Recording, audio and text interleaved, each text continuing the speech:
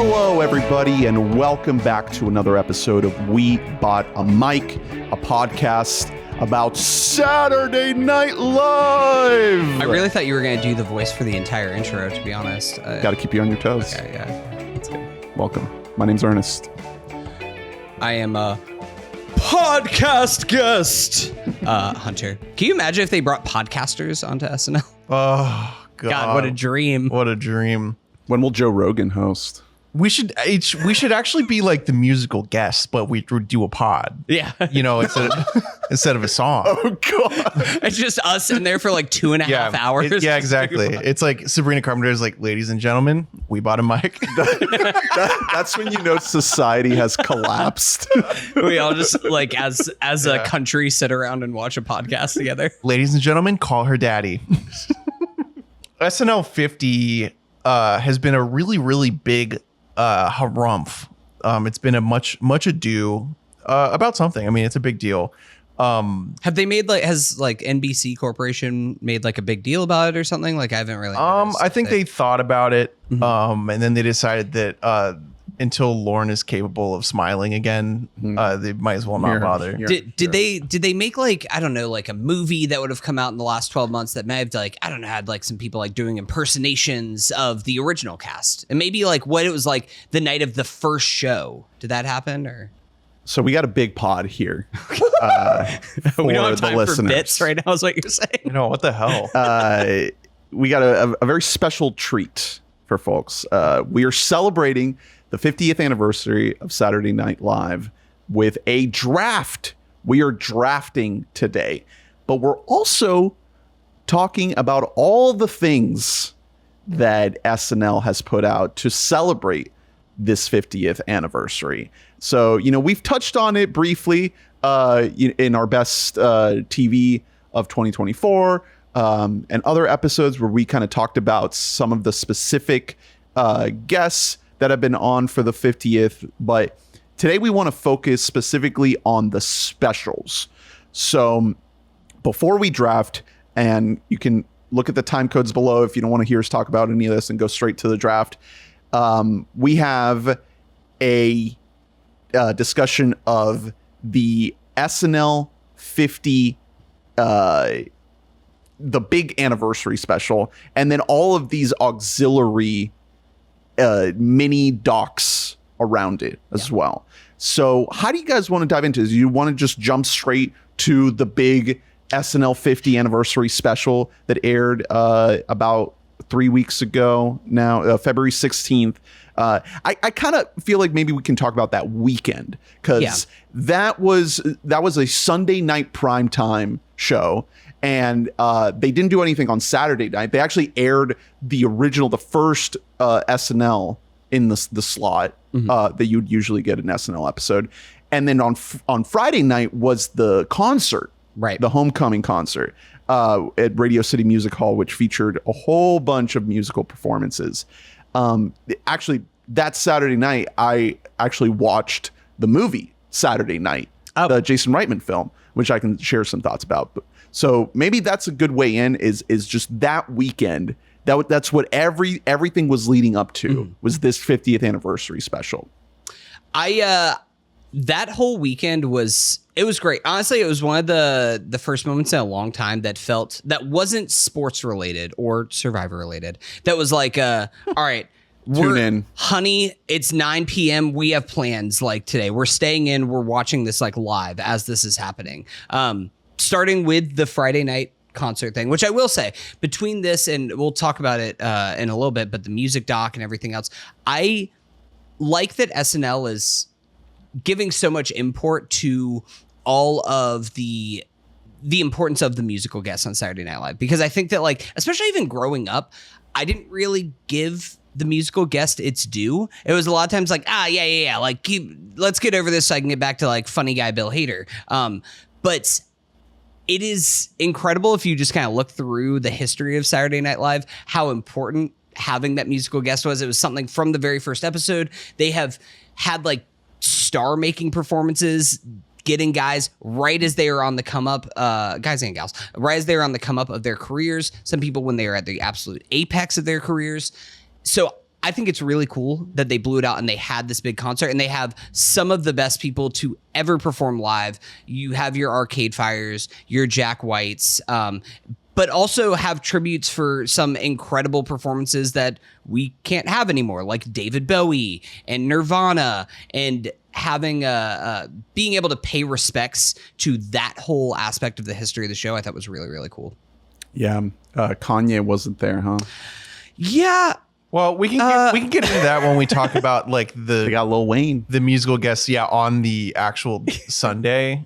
Because it was odd. We were talking about it in real when they got time. Lil Wayne. Yeah. Yeah. Okay, yeah. And it was just clearly because if you run through the list of who they could have gotten, like at the moment, wasn't a great, moment to be grabbing like Jay-Z, for example.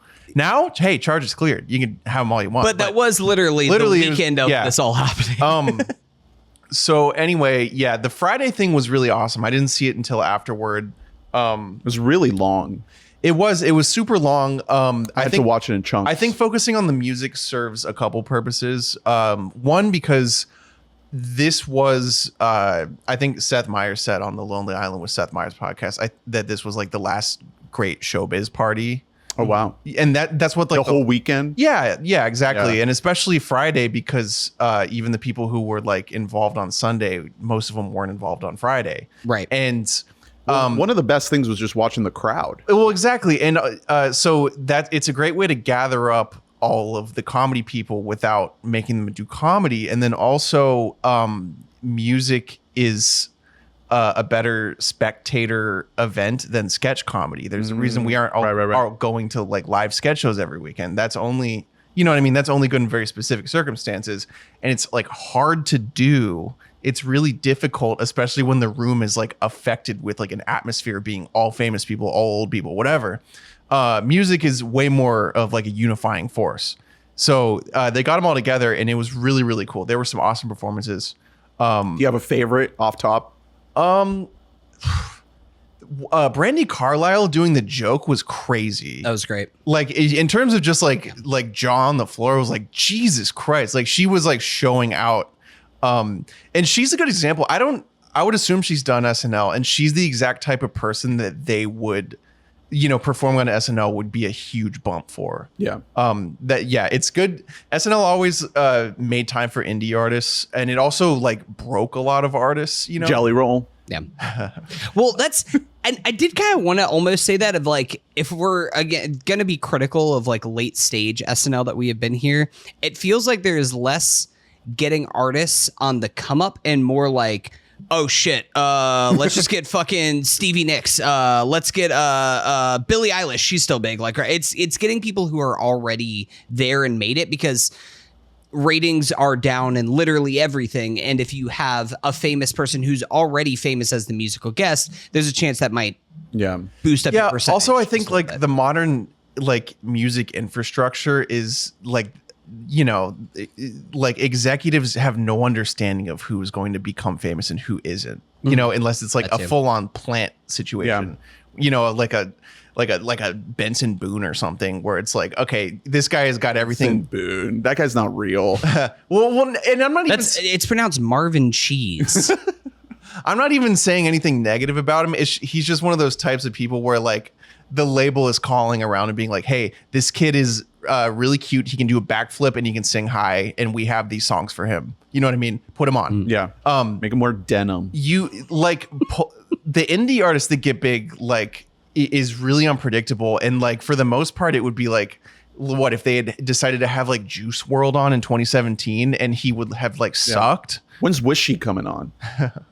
Yeah, not happening. Yeah. Anyway, Nirvana and Post Malone was really good. Surprising. Hey, Post Malone's a good singer, and he also is someone who like cares about like genres. You know what I mean? Like he flips genres. I like the way that if I saw him holding a cigarette in the strings of his guitar whenever I was still smoking, I would have made that everybody's fucking problem. I would have been at every fucking gig just like smoking a cigarette and just putting it up in the fretboard, because that was one of the coolest things I've seen in a long time, and he was good. I think some of my highlights were like the crowd reactions to Backstreet Boys. Yeah, Pedro not Pascal, not like, Backstreet losing- Boys themselves. No, 'Cause just No, they were kind of shot, but they were never like, shocking people with There their was always, like- performances, so. half of them couldn't really sing live. Yeah. Anyways, I mean, really all around, I'm looking at the list and it was mostly great. I think my personal favorite, and I'm not kidding, was Will Ferrell and Anna Gassier doing Yeah. Kendrick Lamar. Yeah, I mean, was good. so there were Classic. comedic performances here, and that was so like good. it brought the house on. It always did when they did it back in the day, or even in like the 2010s. I'm pretty sure when Will hosted, he brought that back. Yeah. Because those characters are just like they absolutely Yeah. destroy every time they do that. Also, Sandberg and Gaga. That was great. Samberg and Gaga, That was and then awesome. going into the Lonely Island like montage, or which is great. medley. You knew that they had to do something for Lonely Island because that is for Yeah. a lot of people like the defining music of SNL. when you think about Marcus Mumford did a good rendition of The Boxer. that. Yeah. It was really solid. I was like, hey, good for you. Where you been? Listen, Where you at, buddy? Where you I been, was- bud? Are you okay? Yeah, I don't know about that if he's doing okay. I was really happy to see Arcade Fire. Yeah, David Just Byrne. doing- Listen. David Byrne and Arcade Fire together. I jumped up. I jumped up out of my couch. If you whenever commit, I saw it. if you commit a sex crime in Canada, does it really Well, count? no. Here's the thing. That's why we're annexing them. Hey, here's the thing. Regina also was kind of in on it, maybe. So it's. And if your wife is also maybe in on it, then at least that gets rid of the cheating allegations. It's was- like, no, we're open. Don't worry. It was so fucking awesome. Yeah. To see that you was wake cool. up and then walk out. Walk in with like a fucking with New the Orleans crowd and parade. everything. David Byrne was everywhere. By the way, him doing Dancing on My Own with Robin was so fucking Oh amazing. God, that was so good. Yeah, it really. I mean, cool to just give some time to Robin. You know what I mean? The selection was really interesting because you have the old heads. Cher's 1 billion years old. Right. That was fun. Brandy Carlisle is super old. St. Vincent was also in there. Barely. Yeah, I will say. We were talking about before we recorded about how I'm trying to make the transition to Blue Sky and it's not being very successful. Nobody knew who Robin was on Blue Sky. Let me just tell you, people are like, God, fucking Lana Del Rey looks great right now. And I'm like, that is not Lana Del Rey, but good try, guys. I meant Bonnie Raitt. I think I said Brandy Carlisle a second time. Bonnie Raitt. Yes. Yeah. Chris Martin was playing the piano for her. That was fun. Well, Brandy did then- play. Closing on White Stripes was fantastic. Or was that the closure? Yeah. of Seven Nation Army. Yeah. Yeah. And that cooked. The only thing that I think truly ruined the vibe and went way too long was fucking Eddie Vedder. I'm sorry, bud. Tough. Oh, Time to go away. I thought he was great. I thought whenever he started to play, what was it? He started to play Yellow Leadbetter or something like that, and then was like, nah, fuck that, and then just started playing something upbeat. And I thought that was cool. He was up there for I thought he was riffing. he was up there for 10 minutes. You And, need listen. moments to go to the bathroom to go make a sandwich. I don't know. and I'm that's not why, a run that's why key. Jelly Roll performed 3 different songs. It's like, we're for gonna that bring him moment. back. You thought he was gone. I will say more airtime to Bad Bunny than I was expecting. Yeah. I mean, on Sunday too. Yeah, I mean, good for listen. Bad Bunny is an international star. It's about SNL trying to make it more international, bring a bigger audience. It was a weird start because he had he was the 3rd or 4th guy up and then played kind of a slower beat song. And it was all right, we gotta after Miley Cyrus came out and just be you guys are too fucking famous, get up and dance around, do something, move your bodies. And then Bad Bunny was all right, time to be slow. Lauryn Hill, great Lauryn Hill. Lauren Hill, performance. yeah, that's great. Yeah, That was cool. Wyclef. With Wyclef. Yeah. Love to see it. Yeah, that was really it was a ton. It was a fuckload. And then in the midst of it, you had Jimmy Fallon being oh my God, that was crazy. And Bro, you know what's I'm a blues brother. You know what's also crazy? This. And then I'm so out of breath. Yeah. he had to vamp for a while Jack White was setting up, Yeah. and it was really cringe. Yeah. Fred Armisen playing with both the B-52s and Devo. Devo was great. Great. Uncontrollable Urge. Yeah. Is one of my favorite songs ever. That they were awesome. Great to see him. Mark Mothersbaugh. It was a great Listen, time. they're still cooking. They're playing festivals this year, and I'm what? Mark Mothersbaugh's Good doing for the them. score to Thunderbolts or something. He does Get paid, brother. He does every forgettable score you've ever heard in your life. Hey, Thunderbolts asterisk. Okay? Get it right. Okay. An A24 picture. Yeah. Now, from the cinematographer of The Green Knight. man, if I have to read one more article about just being like, Art House has invaded Marvel with Thunderbolts, it's like, That's how you know that Bet. they lost, that they had to put out that trailer. yeah. Yeah, they're tough. box office tracking not looking great. Woof. No, I think it was a really cool special. I liked it a lot. To your point before about how I think that having the Friday night be in this big, massive theater where they were able to get so many famous people in there offset a little bit of the how the fuck are we going to work out like what the crowd is going to be on Sunday, because Matt Bellany of the Puck News and The Town did some reporting on it about how like this was the hardest ticket to get of anything since he has been covering. And he was like The actual anniversary. the actual special, anniversary not the itself. concert. Yeah. There was no like buying your way Right. into that You show. have to It was be like invited. Lauren specially pick and choose. Yeah. Kevin every person that was in Costner, there. you're sitting next to chair. Yeah. You and you will talk about Horizon Part 3 and whether or And you're not she's gonna going to cash be in share. it. You're gonna cash share in it right there. No, but like, and to transition into the SNL 50, they did like the most genius way possible of acknowledging, oh yeah, no, this is like the most famous people that you've ever seen in a room together. Yeah. The crowd work with Tina and Amy. Yeah, That was a big highlight. Q&A rocked. The order that they went in was really strange. I think this exact same phenomenon happened with SNL 40. If you guys did you guys watch SNL 40 back Yeah, I when it remember happened? Where I don't think so. everyone was just like, that's it. Like people were like making mistakes and like some of the sketches were mid. And it's like, yeah, they still, just because it's a big deal doesn't mean they changed their process. They made it all in a week still. Yeah. And especially so because like you're depending on the least available people on earth to be in these sketches. Right. And no rehearsal. You're not going to get them for more than a couple days. You know what I mean? Like it's too much.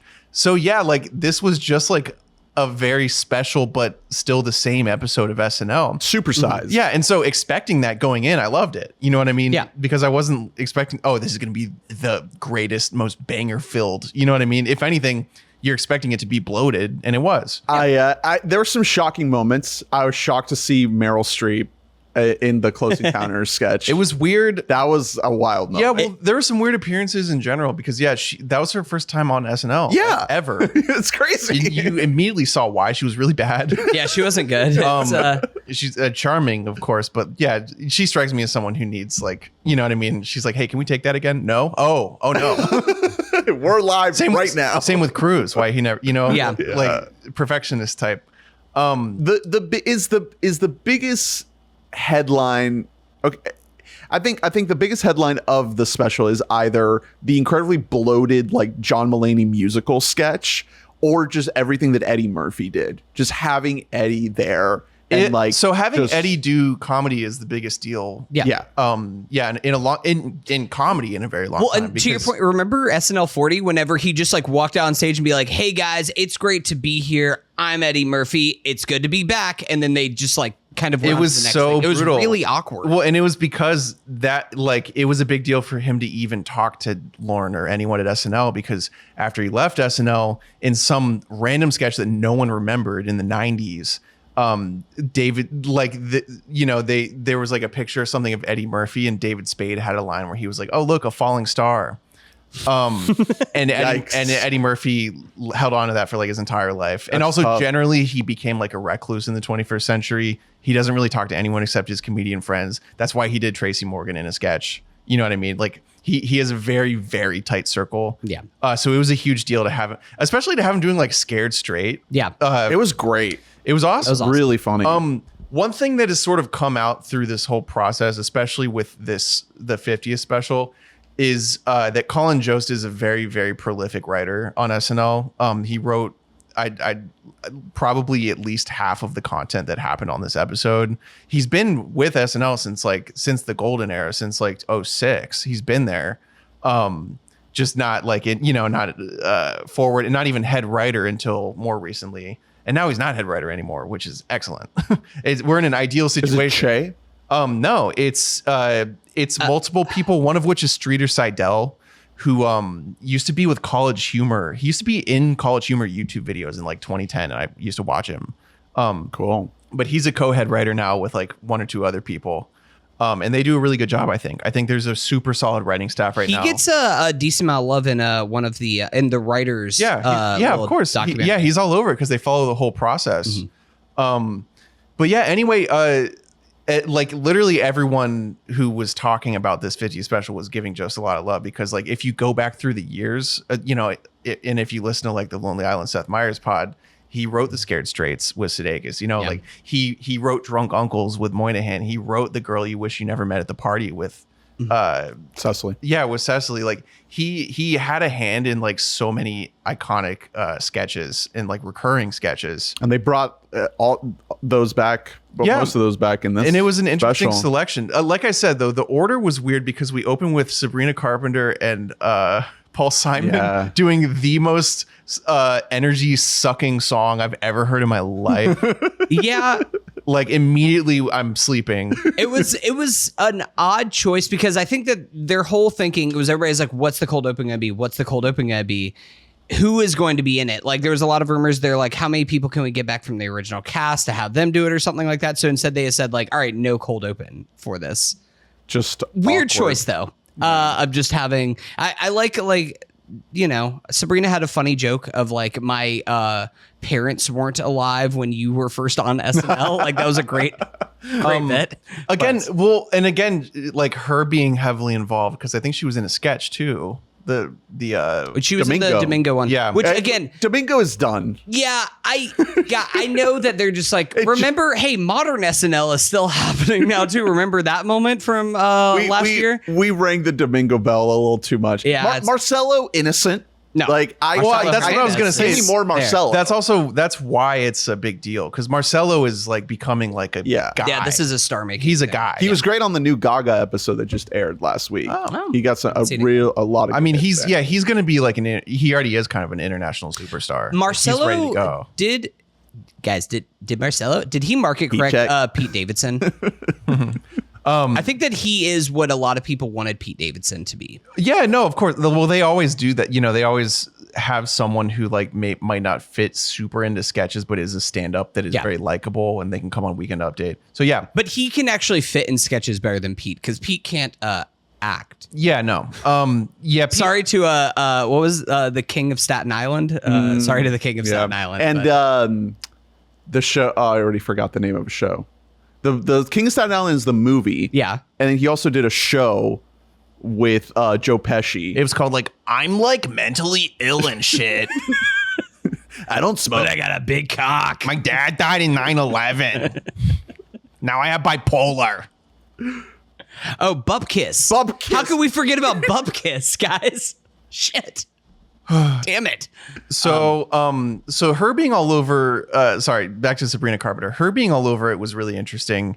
I felt that might be in part because Ariana Grande is not available because she was doing award circuit stuff, don't you think? Yep. Like 100%. that would be who you would get to do that. True. Facts. The second biggest weird thing is Pedro Pascal being in like multiple sketches because he's not like an iconic host. I thought you were on set of Mandalorian and Grogu, physically in the costume.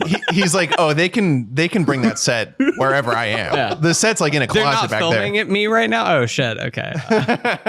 By the way, they got to change the name of that movie. They're going to put a movie in theaters called The Mandalorian and Grogu. Fucking Jesus Christ.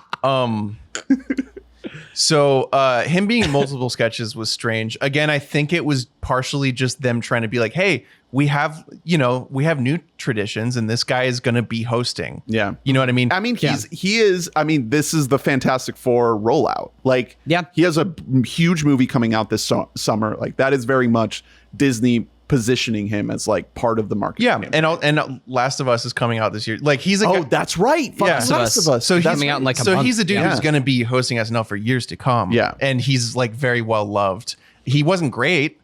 He really fucked up his Domingo timing. His song, it was really brutal. Yeah. I think the moment was just a little big for him. But still, he carries because he's very charismatic. Yeah, you know what I mean. He's smiling, but yeah, that was roll right off. It was one of those where it's like where like you guys couldn't find like Gosling or something. You know what I mean? Once again, yeah, that's, that I did think that was weird that Gosling, because he also is in the Close Encounter sketch, which is a Gosling sketch. That's a Gosling Kate. Yeah, Is everyone on set for the Odyssey? Like, is that what happened? Yeah, Everyone's in Greece. I think some people were busy like doing award shows, movie award shows. I don't know if Where are you at, Goss? I think like the BAFTAs were happening at this time, if I'm right. I don't know. Yeah. I know, yes, that 100% is. It was that Saturday before, or it was that same weekend, because that's why. Yeah, weird time. Why not wait till May, like the last episode of the season? I don't get it. He might be dead. He might be dead now. Wait, no, he looked so lively during the goodbyes. Yeah, he looked like he was having such a good. It's tough. Can I talk about the movie, please? Have you seen it? Yeah. Hold on. I've seen it. Wait. No, just wait. Well, let's finish this. Let's talk about the 50th first, and then if we can. you must, I can wait until I have to pee. Yeah. No, but you are speaking to the Domingo and to the Close Encounters. It was a lot of like C plus B minus versions of sketches that already exist. But here's the thing. I was not expecting for this to be like an all-timer SNL episode and give us a bunch of brand new things. This is supposed to be a celebration of everything that came before it. Yeah. And in that way, I do think that is successful. They did Black Jeopardy and they got Hanks in there, and Hanks had like 2 lines, and it wasn't a great episode. Funny. But like it was. But Black Jeopardy rocks. But and again, speaking toward like a more modern tradition, those are Che sketches. He writes them and he writes the shit out of them. They're really funny. You had Eddie Murphy and Tom Hanks in a Black Jeopardy sketch together, even if it was just like a little brief moment. It was great. Yeah, and then just having those moments. Yeah, and then later it scares. I mean, Eddie and Will Ferrell. Is crazy. That's nuts. That's like the 2 guys. We're gonna talk about it when we get to the draft, but yeah, those are like 2 of the big guys the biggest star makers that SNL ever created. Yeah, it was certain people you expected to see and you did, which was great, like Steve Martin. Mm-hmm. Is Daryl Hammond still alive? Is he still with us? Yeah, he's the voice. He's the new voiceover. Why wasn't he involved? Because he's the voiceover. He was. You stick him into Black Jeopardy as Connery. What's going on? That's a great point. You are right. Why wasn't he there? I don't know. I think he might not want spotlight because he just likes being the voice. He struggled with like alcoholism and stuff, and I feel, you know what I mean. So there might be some. I would have just loved to see. So Steve Martin comes out, does the monologue. It's great. Let's see. Yeah, you're right. Black Jeopardy really could have just been like 10 minutes of just shuffling guys in from like Willis Jeopardy Trebek episodes past. I really wanted to touch on the like I said, bloated fucking Mulaney musical, because that you could tell as it was ending and they were hitting the final note, you could see it in Mulaney's eyes that it did not go how he wanted it to. And how could it? Because it was so much. It was a hat on a hat on a hat on a hat on a hat. Yeah. It was way too ambitious. But that's why we love him. Because he was like, you know what? I'm here. Mm-hmm. They're gonna let me do this thing. I'm gonna do too much. I'm gonna do a whole bit about New York mayors. Well, also that nobody will get. To the point about stars in this thing. Here's just a list of some of the people that were in it. Of course, John Mulaney, Pete Davidson, David Spade, Adam Driver, Maya Rudolph, Alex Moffat, Paul Schaefer, Nathan Lane, Jason Sudeikis, Will Forte, Kristen Wiig, Beck Bennett, Kyle Mooney, Scarlett Johansson, Paul Rudd, James Austin Johnson, Kenan Thompson, Cecily Strong, Nick Jonas, Taron Killam, Kate McKinnon, Lin-Manuel Miranda, Sarah Sherman, Jenna Ortega, Kevin Costner. Those are all people who were just involved in this one sketch. It was never going to work. There's no, like, people are just reacting to I see famous person on screen. Yeah. They're not even like paying attention to what's happening in the subtext, even if it was very funny and more broadly appealed thing. I'm just glad they did it. I like that it happened. I love Adam Driver as a hot dog. And I love the bit where David Spade like sat back down in the audience. Yeah. And he was like, yeah, I get it. I got a feel for it. That was really good. David Spade, fucking gem. Speaking of, because, you know, obviously that's a very Mulaney sketch. On the Lonely Island pod, you know, who wrote that line? Colin Jost. I hate to see it. I hate to give that guy props. Well, Colin wrote- that guy doesn't need props. Didn't Colin help write like all of John Mulaney musical sketches? Yeah, Like, yeah. going back to the first That's one, crazy. going Yeah. back to the Lobster. That shouldn't be allowed. Anytime there's like a really big, like eclectic sketch with like a lot of different types of jokes, it seems like it's a Joesty thing. Yeah. Man, I think that we just didn't give Jost his due. I think that it really was the head writer thing that kind of put a little just bit his of cloud on. face. Well, yeah. Also, before I Che don't like came that in, he's a rich boy. he reeks of that. Before Scarlet. before Che came on Weekend Update, he was doing a bad job. Yeah. He's not a good solo guy. He tried to just be a 1-for-1 replacement for Seth Meyers, and that was not. Does not work. It didn't work. Yeah. What did you guys think of all the pre-recorded stuff, like the montages, the Lonely Island song about anxiety?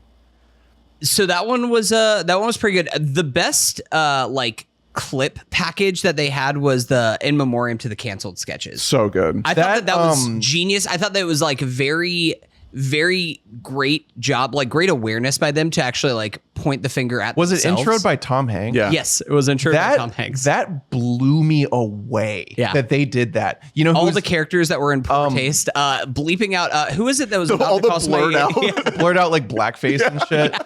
That's great. I said in our group chat that they should have blurred everyone else doing blackface except for Jimmy Fallon. Just leaving him doing Chris Rock. Oh my God, so great.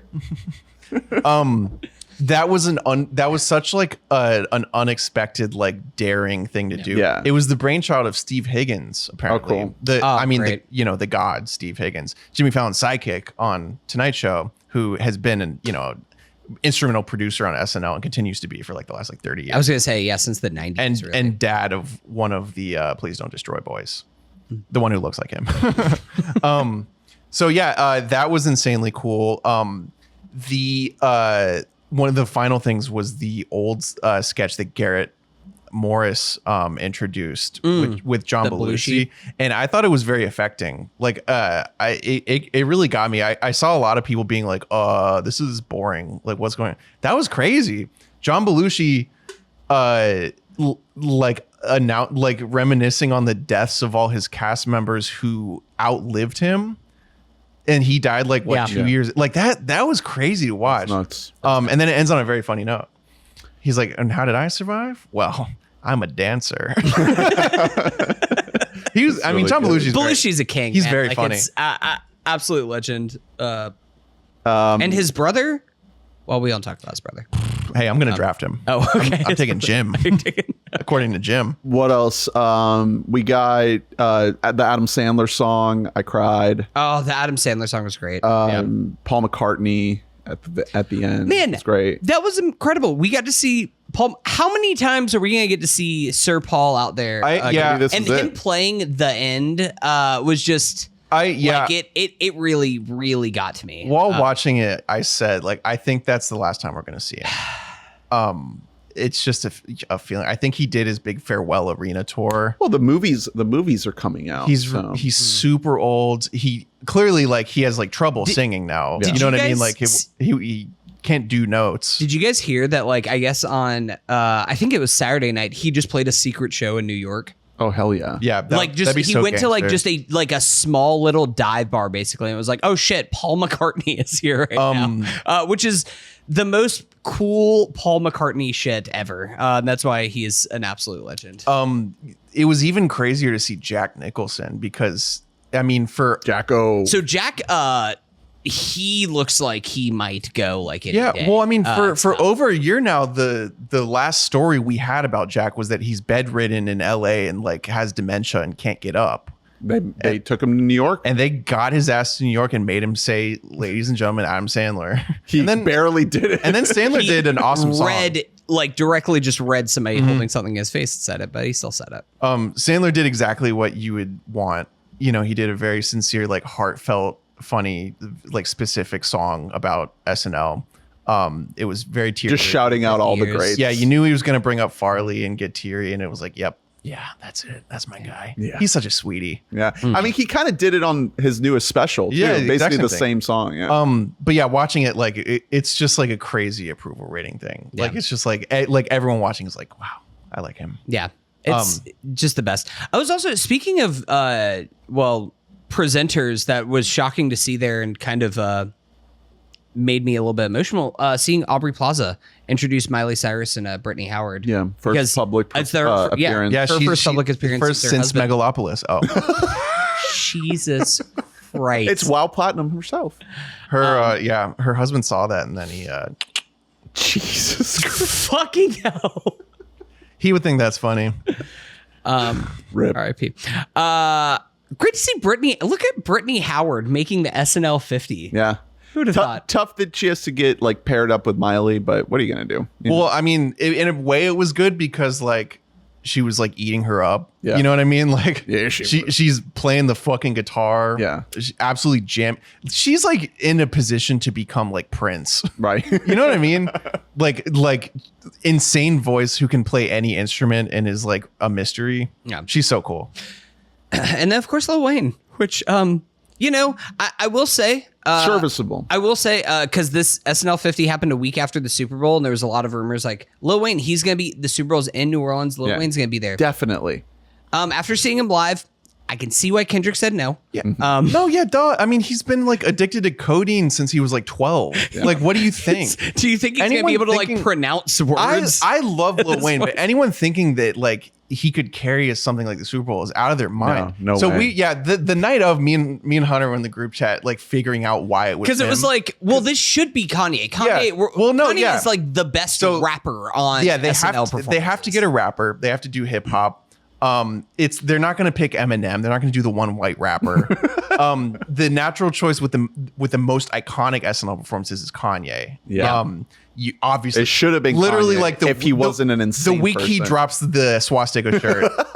That's not going to happen. So then your next choice would definitely be getting Jay-Z to do Empire State of Mind, bring out Alicia Keys. It would kill. Yeah. Yeah. I think the day before The allegation. was the day that his allegations of like sexual assault got dropped and like admitted that it was like a fake case or whatever. So like couldn't book him. He's out.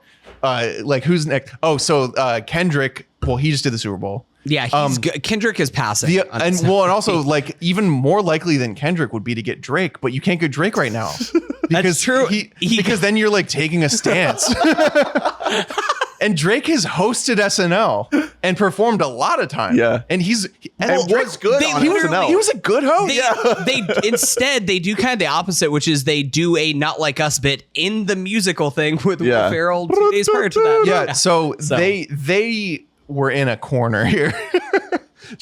Like their only remaining move would maybe to find like a 90s person, but like would it really bring the house down if you brought like Nas? No. You know what I mean? Yeah, they had to get somebody that like and Lil Wayne, your mom knows. Well, and Lil Wayne is like a cross-generational like icon. Yeah. He just like doesn't have the performance in him anymore. And that's okay. It was fine. It wasn't terrible. Yeah, he it was played just 6 foot 7 foot. He played Lollipop. He yeah, played exactly. That's what I'm Millie, saying. you It's know? like he's one of my favorite artists ever. He just, he's been addicted to cocaine and like, smoking his lungs out since he was 12. So speaking of Kanye, though, to bring up the documentary, the Questlove documentary, ladies and gentlemen, ... 50 years of SNL music. yeah. There is a bit in that documentary about Kanye. It's towards the end, and it really because the doc kind of goes in chronological order a little bit. It starts with this fucking phenomenal 10-minute montage Honestly, of the entire history of SNL music. I'm not exaggerating when I say it's like one of the best movie montages I've ever seen in my life. Ever. Like it was impeccable. It's insane. how he did it. Yeah. Questlove genius. Just watch the first 10 minutes of this doc. It's on Peacock. You'll get everything out of that. Obviously, the next 2+ hours are amazing, but just that opening is must watch. But yeah, there is a bit about Kanye, and they interview the cast members about a very specific incident that happened when he was starting to really lose his mind and go full MAGA, and how difficult it was to be around him as he was having this full mental breakdown, full deterioration, and how he basically hijacked the Good Nights. And everyone got a whiff of what was about to happen except a couple people, and they got stuck up there with him. And NBC ended up cutting away from it, and it wasn't in the actual episode, but they was up there for a while just going. And they just had to be up there with him, and it was super, super awkward. Wearing the MAGA hat, like everything, saying crazy shit. I thought that was one of the most interesting parts of the documentary because, like Kanye is an integral part of the history of SNL. Yeah, and they talk about the performances, the great performances that he did. He very important. Then they get into all that. He was on 5 times, something like. He was on several times because I mean, there's several. Even like late stage Kanye, like his Wolf's performance is something that is like embedded in my brain. Like he has done so many. I think it was Runaway. Specifically, that was the shift away from the brick wall background. Yes. Like they mentioned that basically every single musical guest always had the same background, and then Kanye was the first one to be like, actually, I can do whatever I want with this stage. I can turn it into whatever I want, and then people, I could be a Nazi. Right? What are you gonna? I like how like 2 weeks later he's like, guys, I just Googled Nazi. I don't think I'm one of those anymore.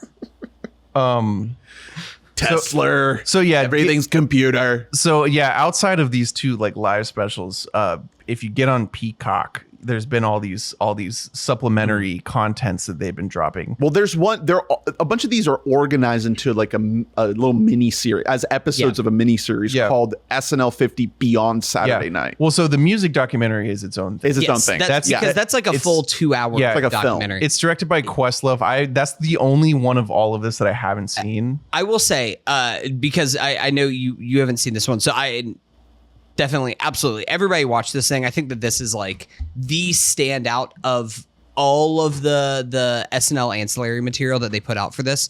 The Sinead O'Connor, her performance, which is now one of the infamous ones where she shows up, like they do the whole rehearsal. They kind of talk about this whole process, how like, okay, it's being weird. Like she's gonna like do a whole song and then like not have rip something up. Yeah, and rip something up, and there's not going to be a band. She's just going to be singing a cappella, and then live. Or no, just hold something up. Yeah, and then live, she pulls out a picture of the Pope John Paul II and rips it up on live TV, and like all kinds of cool shit. Like there's that paired with, because they also talk about the Rage Against the Machine performance. That one was great. It's crazy that they incredible. That was it. What a fascinating choice by Lorne that he paired Rage Against the Machine performing while Steve Forbes was the host. I just gotta say, Lorne's a messy bitch. Like Lorne tries to start shit because he's just like, oh my God, what? This is happening? Wow, that's crazy. I guess it'll make great TV though. It's like, stuff like that is just I'm surprised that doing. I mean, I'm not surprised, but like it's interesting that they talked about the Sinead thing because like they like that's not a great look for us. They just like publicly shunned her like for life. Absolutely. Like they were like, that's disgusting. We don't align with that, blah, blah, blah. And it ruined her whole life. Like that killed her career. Yeah, they don't really take ownership of that part per se, but yeah, you're gonna have to read up until what happened. Valorize her as like, man, she was so brave to do that. It wasn't treated as an act of bravery in the moment. No, not until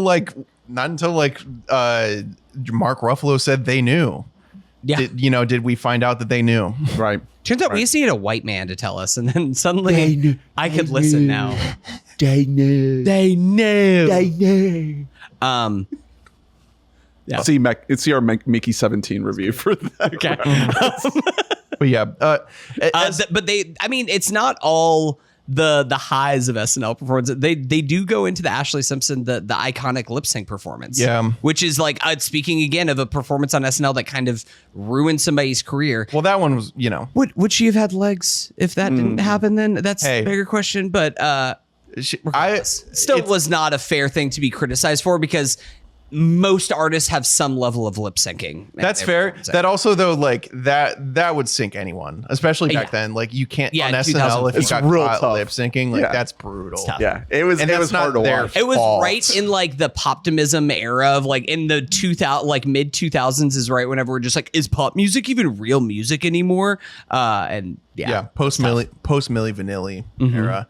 I mean, music is we said earlier, like it's been really, really central at SNL, especially, back in the day, but when there was like less of like a means of discovery for music. Yeah. When they're breaking stuff. When even if like a song is destined to like have a big push and become a hit, a lot of the time, the first time you would hear it would be on SNL. Yeah. Like in decades before we were around, that's like even more true. But I remember even as a kid, like SNL was the first time I ever heard like Use Somebody by like, by Kings of Leon. And it's not like I was like, whoa, that's my favorite song. I was just like, oh yeah, this sounds like something. And then it, like 2 weeks later, it's the biggest song in the world. And I was like, damn, SNL is cool. They know about stuff. They definitely bring that up, and how the programming of the musical guests try to take that into consideration, like actively trying to be on the ahead of that curve. There's a lot of little bits that really just educated me, like the first hip hop televised performance of the Funky 4+1. Yep. That one was really great. Also just like all the Jack White stuff, like him being on there with White Stripes, and then like during COVID being kind of the go-to musical guest when somebody had to call out because of they got sick with COVID, or they got, just like call up Jack White. Yeah, like he was just there, ready to rock. A lot of great stuff. I mean, the archival stuff is great. Just seeing footage of Nirvana, of Kurt up there playing Smells Like Teen Spirit with a fucking just scowl on his face. I will say a lot of Dave Grohl in this, which is appropriate because Dave Grohl has played the most live performances of any artist in SNL history. Kind of like by far. Yeah. He like I looked this up the other night. Do you have actually. the number of how many times it's a shitload. Like he leads the pack by a wide margin because he's he's just there. He drummed for Queens of the Stone Age once. You know what I mean? He did Nirvana. He did Them Crooked Vultures. He did Them Crooked Vultures. He did Foo Fighters a billion times. So yeah, he's been all over the show, and also he's like he's good to pop up in a sketch. Every now and then. Yeah. Exactly. Yeah, he's a funny guy too. That was another cool thing I loved is the bleed over into the sketches. There's a whole segment on the Fred wedding band reunion sketch where he just trashes the whole set. Yep. Really There's great a lot to of see cool. that. Yeah, like I always thought it was cool. Not when a musical gets hosted fully, because that's cool, but that's more of like a impressive thing. Like you must just be like a theater kid. When they are able to like pop in for one sketch and be like pretty. Like I used to be obsessed with the Blizzard Man sketches that Andy Samberg did, and like it would be like T-Pain and Ludacris and like Tim McGraw or something. You know what I mean? And they would, they'd come in just for the one thing, and it would be so fucking funny. Yeah. Yeah. So it's really important. A big section in this doc on Lonely Island, and just like. Digital shorts in general. The one that Chance did of like "Come Back Barack," that gets a shout out in here. They do a whole little deep dive on the collaborations with Justin Timberlake. Well, so I was gonna say once again, another artist who we probably would have wanted to be involved in SNL 50 in some way, shape, or form. But if you had told me like 10 years ago that they're doing SNL 50 and there's no Justin Timberlake, it's crazy. That would be the biggest shock in the world. Right. He owned SNL. He's in the woods. Yeah. He was the best host and a great musical guest for a long time. He was a better host than anyone in comedy for a long time. He was that high. And he was like, he had like the tight thing with Lonely Island where he was in their biggest sketches. Yeah. Like he was flying so fucking high, and then he became weird, and now he's not cool. I think he's out of the woods now. I think he's on the world tour. I just like, what a fall. You know what I mean? It's really, and a lot of it happened before like the public stuff came out about him like being like a sucky guy. He just disappeared. It's just weird. Yeah, he just went off the map for a while. But now he's like, I mean, it's known that. Well, I don't know if you guys know guy. this, but he is Branch in the Trolls Yes, movies. I was about to say he is Branch. So maybe he's gonna come back and he's gonna host as Branch. No, he's off. He's off drinking his like branded whiskey with Jimmy Fallon and like. Branch fucking did each other's sound like he wives was or on whatever. lewds during the last Trolls movie, so maybe that was it. Fallon have a wife? Yeah, Gloria Fallon. Oh. Oh my God, so great. My wife's so great. So I want Jimmy to Fallon get fucking his wife. Oh my God, I'm gonna come. I want to get to the draft, pussy's but so great. I want to hear about this this little mini series of docs. I haven't seen any of these. What are the highlights here? Are they all worth watching? I mean, if you're a fucking I think head, to bro, various how degrees. real are you, bitch? Here's the thing. I think so. Let's see, because there's what's the 4 of first them? one? The first one is there's the writing one that's about like a week in the writers' room of SNL, which Auditions. is the auditions. That's what. The first one is auditions. It's really interesting, and I think auditions is the most accessible for like whatever your level of fandom is for SNL, because you get to see famous people on SNL who either made it or did not make it, and that's fun. yeah, and it's always fun to also see these. some of the audition footage is also new to us. If you've been like a freak who's rooted around over the years, you've seen all the important ones. Yeah. You've seen like Steve Carell, Kyle failing Mooney. to get on. Yeah, but getting to see cast members like see themselves was really interesting. Yeah, what was it Heidi Gardner's? Heidi Gardner's Yeah, was great. her like crying was like, it was really sweet and emotional. It was touching. It's a good. You get to understand like the beginning of the process of SNL and what it means.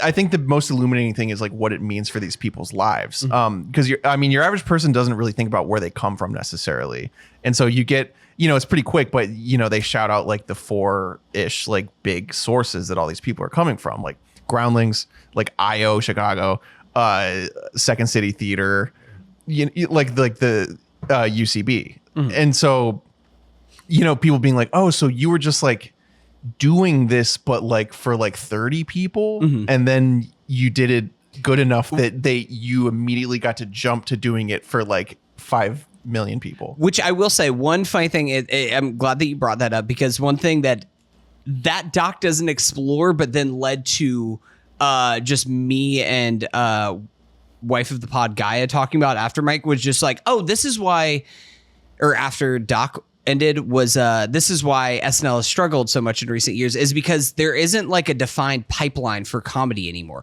Now you're just a funny guy on TikTok, and like Please Don't Destroy. that is like the new line of humor, and they can get a little bit with like Please Don't Destroy, but also like that doesn't, there isn't the same clean cut pipeline when it's like, all the best recruits are coming through like these I was gonna four say, sources. We can just stick guys to focus on these places and scout people out. Yeah, it's really more. It's more so. Yeah, SNL just used to be first in line for getting these people, and now these people don't need SNL. I mean, obviously, if you want it and use it, it can be the best thing in the world. You know who needs SNL? What's that? Alec Baldwin.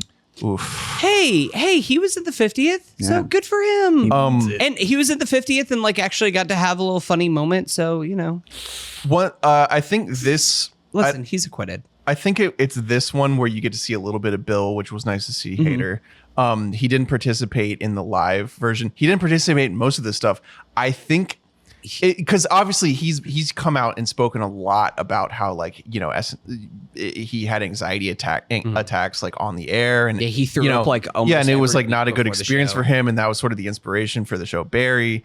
I think what he is the undercurrent of that whenever he talks about that, and you hear it if you're looking for it whenever Bill's interview. I think that he does not think fondly of the people behind SNL. I don't think that he has a positive view of someone like Lauren. Like, if you really like the way he talks about how like he's being like, Do you think it's because he kept rejecting laser cats? Do you think that's why? Lauren, he's like, just didn't we vibe. kept bringing it. Yeah. And, What the fuck? And Lauren didn't like it once. No, I think that and there are a lot of people like this. They're like, yeah, no, you're just like being manipulated like really hard. Like, you know, I mean, the crunch of the week, like sleepless nights. Yeah, the crunch, but then repeat. And if you like want to be one of, for as much as like he's one of the great producers of all time, if you want to be like one of Lauren's top people, you gotta just go on the walks with him. Everybody always talks about like the New York walks, and like you're just out there and he's just gonna talk at you for like 2 hours while you're just walking around Central Park. Oh, and, like, Lauren's talking at you. Sorry, I already watched Saturday Night. the cinematic form of Lauren talking at we can finish these up and then we can talk about Saturday Night. That'll be dead last. Okay, I'm gonna say that right now. There's one little bit of that in this with Bill where he talks about how he he got his audition. He found out he made the show, and then he had to fly there with Andy. And they were like, "Hey, by the way, we haven't told Andy that he made the show. So if you don't know," and what Bill said is like, and that is when the mind games began. Oh my god. Yeah, like I think he feels very manipulated by that show. Which is, I'm sure is very fair. Another But person it that I sucked that he wasn't there because I you're know, just like, oh my god, he's one of why- the icons. Yeah, why is he not at least in Weekend Update? Another person that I think feels that way a little bit, but not as much, is Kristen Wiig. She's another person who like was, if she really wanted to lean into her time on SNL, like she was the most important woman maybe in the history of SNL. Right. Like, she was so good. She was in every sketch. And yeah, she's not all over it. Part of that I think is that she's has her own anxieties and she's very perfectionist about her comedy. But I think part of that is also that she's like, fuck that place. Yeah. Well, I mean, They there's a all little kind bit of are a little bit. When you hear these interviews, not specifically in this series, but there's just been a lot of auxiliary content, like them doing interviews. You hear even someone like Kate McKinnon. She'll say like, "I'm glad to be out of there." Yeah. She has no trouble saying that. Yeah. not to again go back to the Lonely Island and Seth Meyers podcast, but even them, like, they definitely have like a nostalgia for certain things, like sketches and things they wrote, but like oftentimes it's just like, yeah, no, this came after like we didn't sleep for like 72 hours straight, and like it was like came from like a 4 a.m. just brain session of trying to get this out and then just shit this out there. And especially you can hear it in the episodes where they're talking about ones that like did not work at all, but like Lauren just told them like, we're expecting a digital short this week. What do you have? What do you have for us? Just give me whatever you got. And there's like, this is bad, but I guess we're just gonna have to put out whatever the hell this is. I mean, they had a special arrangement that no one else has ever had with, the show, where like they were guaranteed a spot if they could do something. I mean, the bits on the Questlove doc of them making what was it? Dick in a Box? I think it was Dick in a Box. Yeah. Like, and the scrappiness of it, of them just like, not knowing what it was going to be. Lazy Sunday is the main one. That Lazy Sunday is listen to the nothing. fucking podcast. Yeah, where are you at? I'm telling you gotta listen to this. It's required I listened listening. to a couple episodes. No. That does Just start from Ep 1. like, what do you start from Ep 1? You're just interested listen in to it. this? I'll tell you. Okay, so one thing, Even the ones that are like sketches where you're just like, Those I are don't the know what best that ones. is the best episode. So, okay, a couple things about that podcast. It keeps coming up because it's great, and if you're interested in SNL, like, they don't just talk about the digital shorts; they go over the whole episode, the rundown of the whole app. Are we locking the gates at this podcast, or like I need to know? So one fun arc on the podcast has been in the very beginning of it. You can tell that Andy is really not into the idea of doing a podcast, and he's like very hesitant, reluctant, a little reserved. And at this point, he is so opened up to it and loves it. Because he's they just did Ross Trent this week, which is just a gem. Guys, oh my god, Russ, I was told my Baba Clot parents that I'm switching religions. Excuse I. Yeah, me toil part time at Chuck Coldstone Creamery. Fucking best. Speaking toward like, I mean, the evolution of the show recently, they guerrilla shot all that shit. There was nothing in 30 Rock to help them really. Now there are like full digital studios and like offsite studios and stuff, and like staffs for all the, for anything pre-taped. Right. They were just doing whatever they could. So it's really cool stuff. Anyway, the first episode of the doc series on Peacock is auditions. The second episode, I think, is the writer episode. No, the second episode is the cowbell episode, which is the worst one. Oh, yeah, it is. It's why did they do a whole episode on one? So they sketch? try. Here's the thing: is that each documentary they tried to do something where each one is filmed in a completely different style. Like each of them all feel very different, and they try to make the cowbell doc like almost like this winking, knowing documentary of everybody's like, why are you even doing a documentary about the cowbell sketch? And it just doesn't really work. It's not very funny. Not very funny for one of the most iconic sketches in SNL. A perfect sketch. But why? Are we doing this? I think the problem is that it's packaged within this, the collection of like more significant content. The idea of it I'm into because it reminds me a lot of like the oral histories I love to read, where like some journalist will be like, I want to write a very serious piece about the song Scotty Doesn't Know, and like the whole history of it. Yeah. You know what I mean? I always love those, and so I appreciated this. But you're right. I think it was a little winky, a little too cornball. And also, I think it's fun. It's still fun, but also they couldn't get Walken to participate. That sucks. Come on now. Yeah. I mean, that's Bert. The GOAT. He rocks. But yeah, it was interesting. Speaking of people who have leaned all the way into their SNL history, Will Ferrell is just like Mr. SNL now. Mm-hmm. He wasn't always like that. No. When he was like going full on like, no, I'm a movie star. But now he's like swinging back around. This is me. I'll be in your doc, sure. Ep 3 is like, it's about the writing process and the writer's journey. Which they had already done. Wasn't that the one that Franco made? Well, so yes. Basically the same thing. Well, yeah, but that's not, I mean, that isn't like the writer's journey. That's just like a behind the scenes doc about how they make SNL, and how they make SNL is writing it.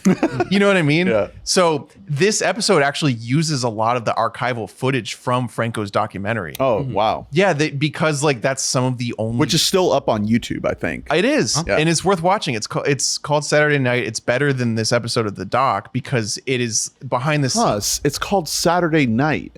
Wait, is that already another movie that came out recently? Are you allowed to do that? Are you allowed to should just James name Franco send a cease and desist to Jason Reitman? Saturday Night? So, yeah, I mean that's better than any of this stuff because it is like all access behind the scenes of like the greatest SNL cast ever. It's maybe 1 year after the greatest cast. Well, ever. yeah, I mean it's Sudeikis, Fred, Samberg. Yeah, and like there's a bunch of Mulaney in that episode, and like James isn't really following him because you know he's following the people that he likes and knows, but like Mulaney's just kind of everywhere in it because like he was doing all this shit. Yeah. Doing all this I know shit. So yeah, watch that doc on YouTube if you haven't. And this better than episode 3 of this. Yeah, totally. Because in this one where it's a little bit broader, it's a lot more sanitized, right? Because it's an official Peacock production. Yeah, and James's thing was like it was a shock. First of all, that like Lauren like let him do that. Because they've always been so secretive about anything behind the scenes of SNL, and they just let James and his stupid friends like have cams behind the scenes. And that was peak Franco. That was like, this is the end. Exactly. Era. And also, I think Franco ended up not just kind of like sloppily editing it together. It's not like well shot or well anything. But the result is it feels really real. It's not sanitized. It's clearly not made by NBC. I don't think he ever released it anywhere. I think he just kind of like uploaded it. I think he just sat on it and never really did anything with it. Yeah. But I've watched that doc maybe like 30 or 40 times. There was a time where it was like I would watch it like once a month. Yeah, I mean, I will say that like this episode is I still found it interesting, especially because if you really love SNL, it's just interesting to hear about the writer's process. The main two specific episodes that they kind of focus in on are the Iowa Debris episode and the Bad Bunny episode are like the two that they kind of use to kind of it's mostly pick different bits from. But like it's funny that they talk about a whole thing of like you meet the guest on Monday night and like you go around the room and you make a pitch, but you don't want to actually make your real pitch. You just want to make them like laugh and like kind of almost like recognize who you are so that they'll be more receptive to your sketch that you pitch. You're on a rocket Tuesday. ship. Like it's kind of all these, again, to the mind games aspect of like, you want to say something funny, but not too funny. You want to save your funniest stuff for later. Like all of these different things, I will say, and this is no offense, even though what I'm about to say is going to be offensive to the current staff of SNL. Guy and I did watch this episode and we're like, oh, is that why a lot of the sketches aren't very funny right now? Because a lot of the writers that they have that they're cutting to are just not the most interesting or funny people in the world. So that's definitely true. I think we also we live in a different era now where like if there's a camera on you, like you know what I mean? You're reacting. These people are like, I can't like riff in this room right now and write a sketch when there's like NBC maybe that isn't brand fair. cameras on. That's true. They and I did like the choice to follow the journey of like some of the more like fledgling, like non-star writers writing a sketch that doesn't make it. Yes, yeah, you see people just writing something, pitching it, and then it doesn't Spend get picked hours in the and room. hours. Yeah, and they also a lot of this is very paralleled in the Franco documentary, like where like it's fun to see what has changed since then because SNL is so tradition based. They still do the Lauren's Office thing exactly the same, but it's mostly just a resources thing. Like all the rooms where they do the table reads way fucking bigger now. They were like, we don't need to do this in this sweaty little room anymore. It's stuff like that. They have iPads now. Like They have snacks. yeah, it's all that. But really, it gets into an interesting. Oh, by the way, shout out to Grace Yim, one of the writers of the sketch that they follow. She was the guest on the episode of the podcast I shouted out a couple weeks ago. Is the thing that made me laugh the most last year. Nice. Very Everything live or everybody Exploration Live. Exploration live. Her episode called One Turn Slime Twins.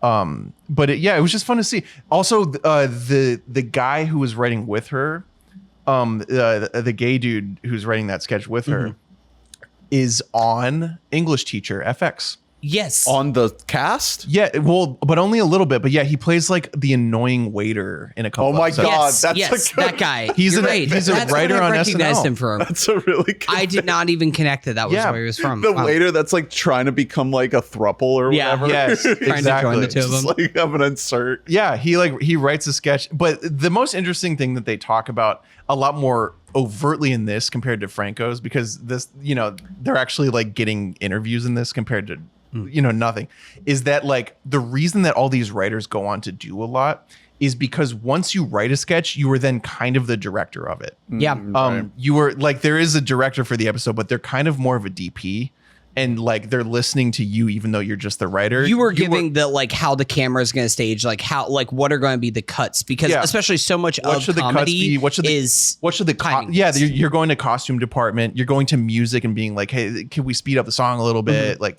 yeah, like you're making every choice. And so like once you leave SNL, even if you were just a writer, you kind of are a director now. And that's a really interesting concept to me.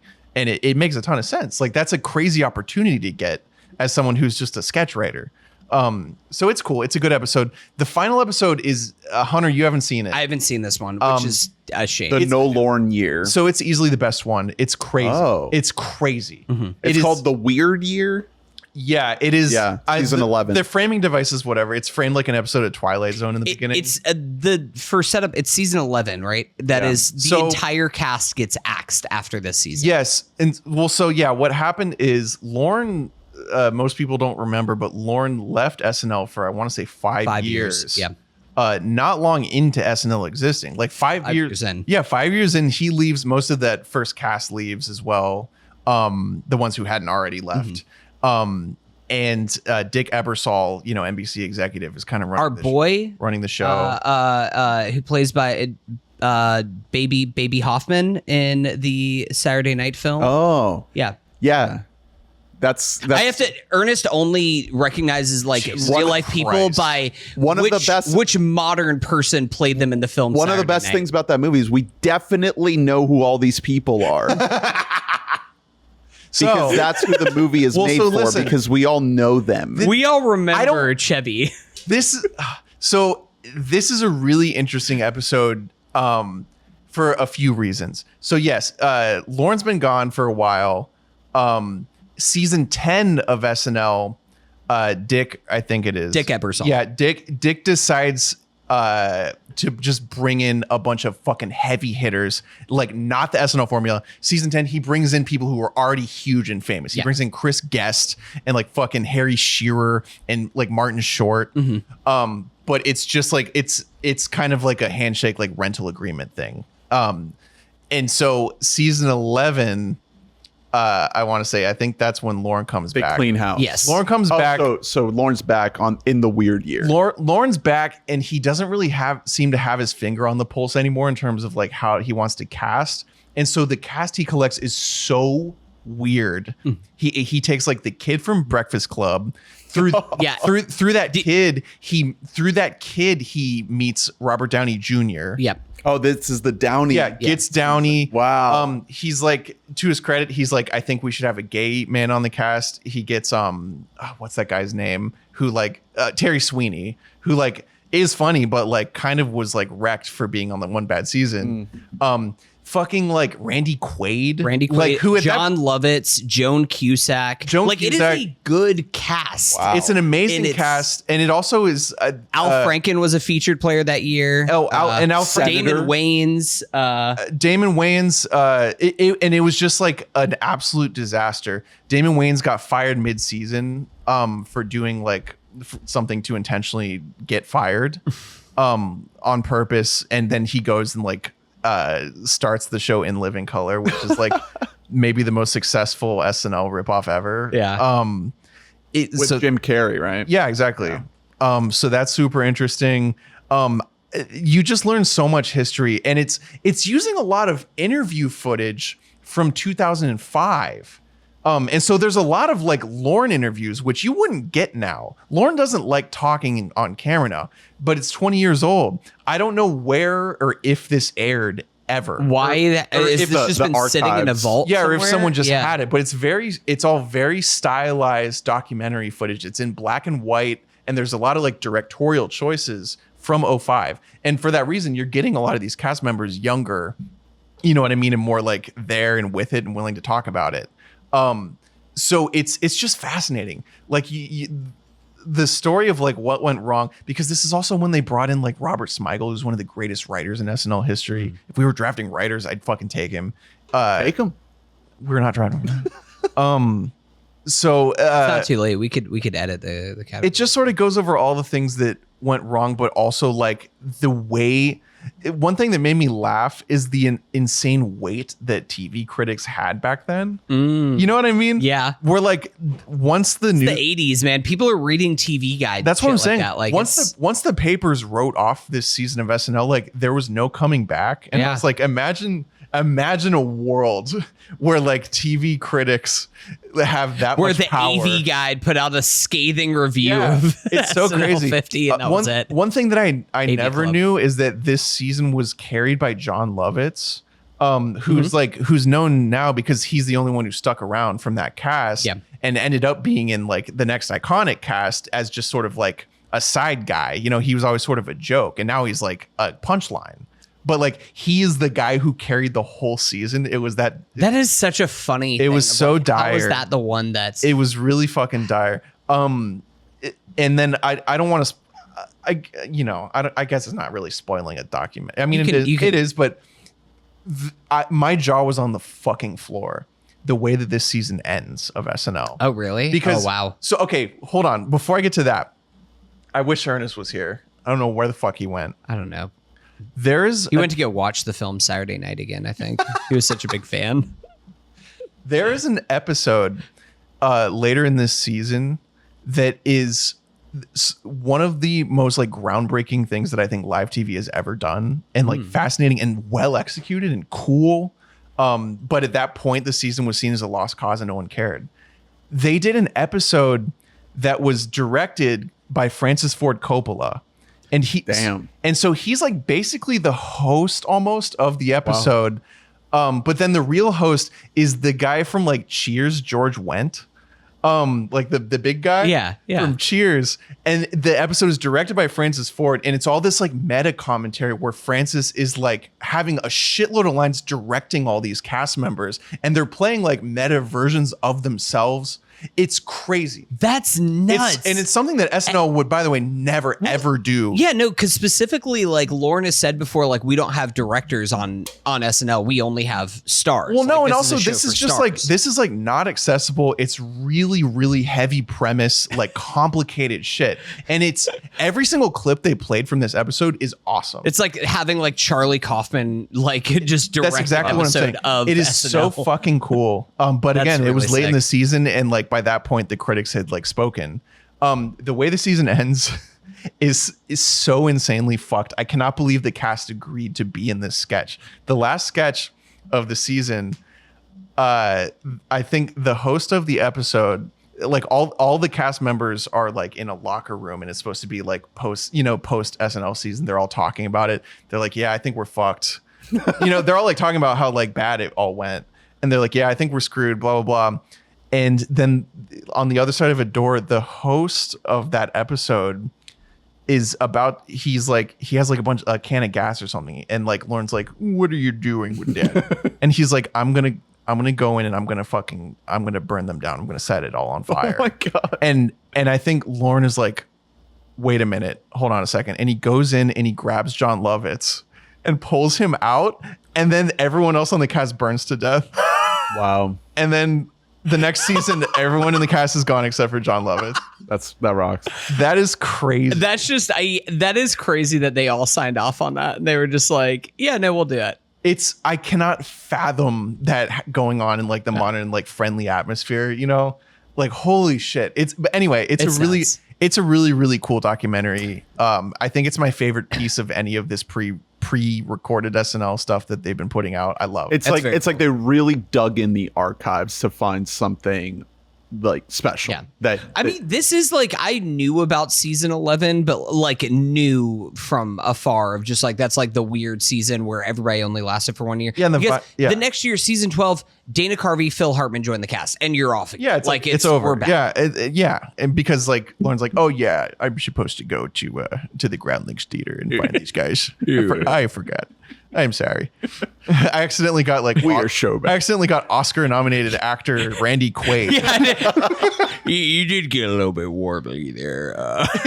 It's so weird, but yeah, I love to see it. It was fun to watch.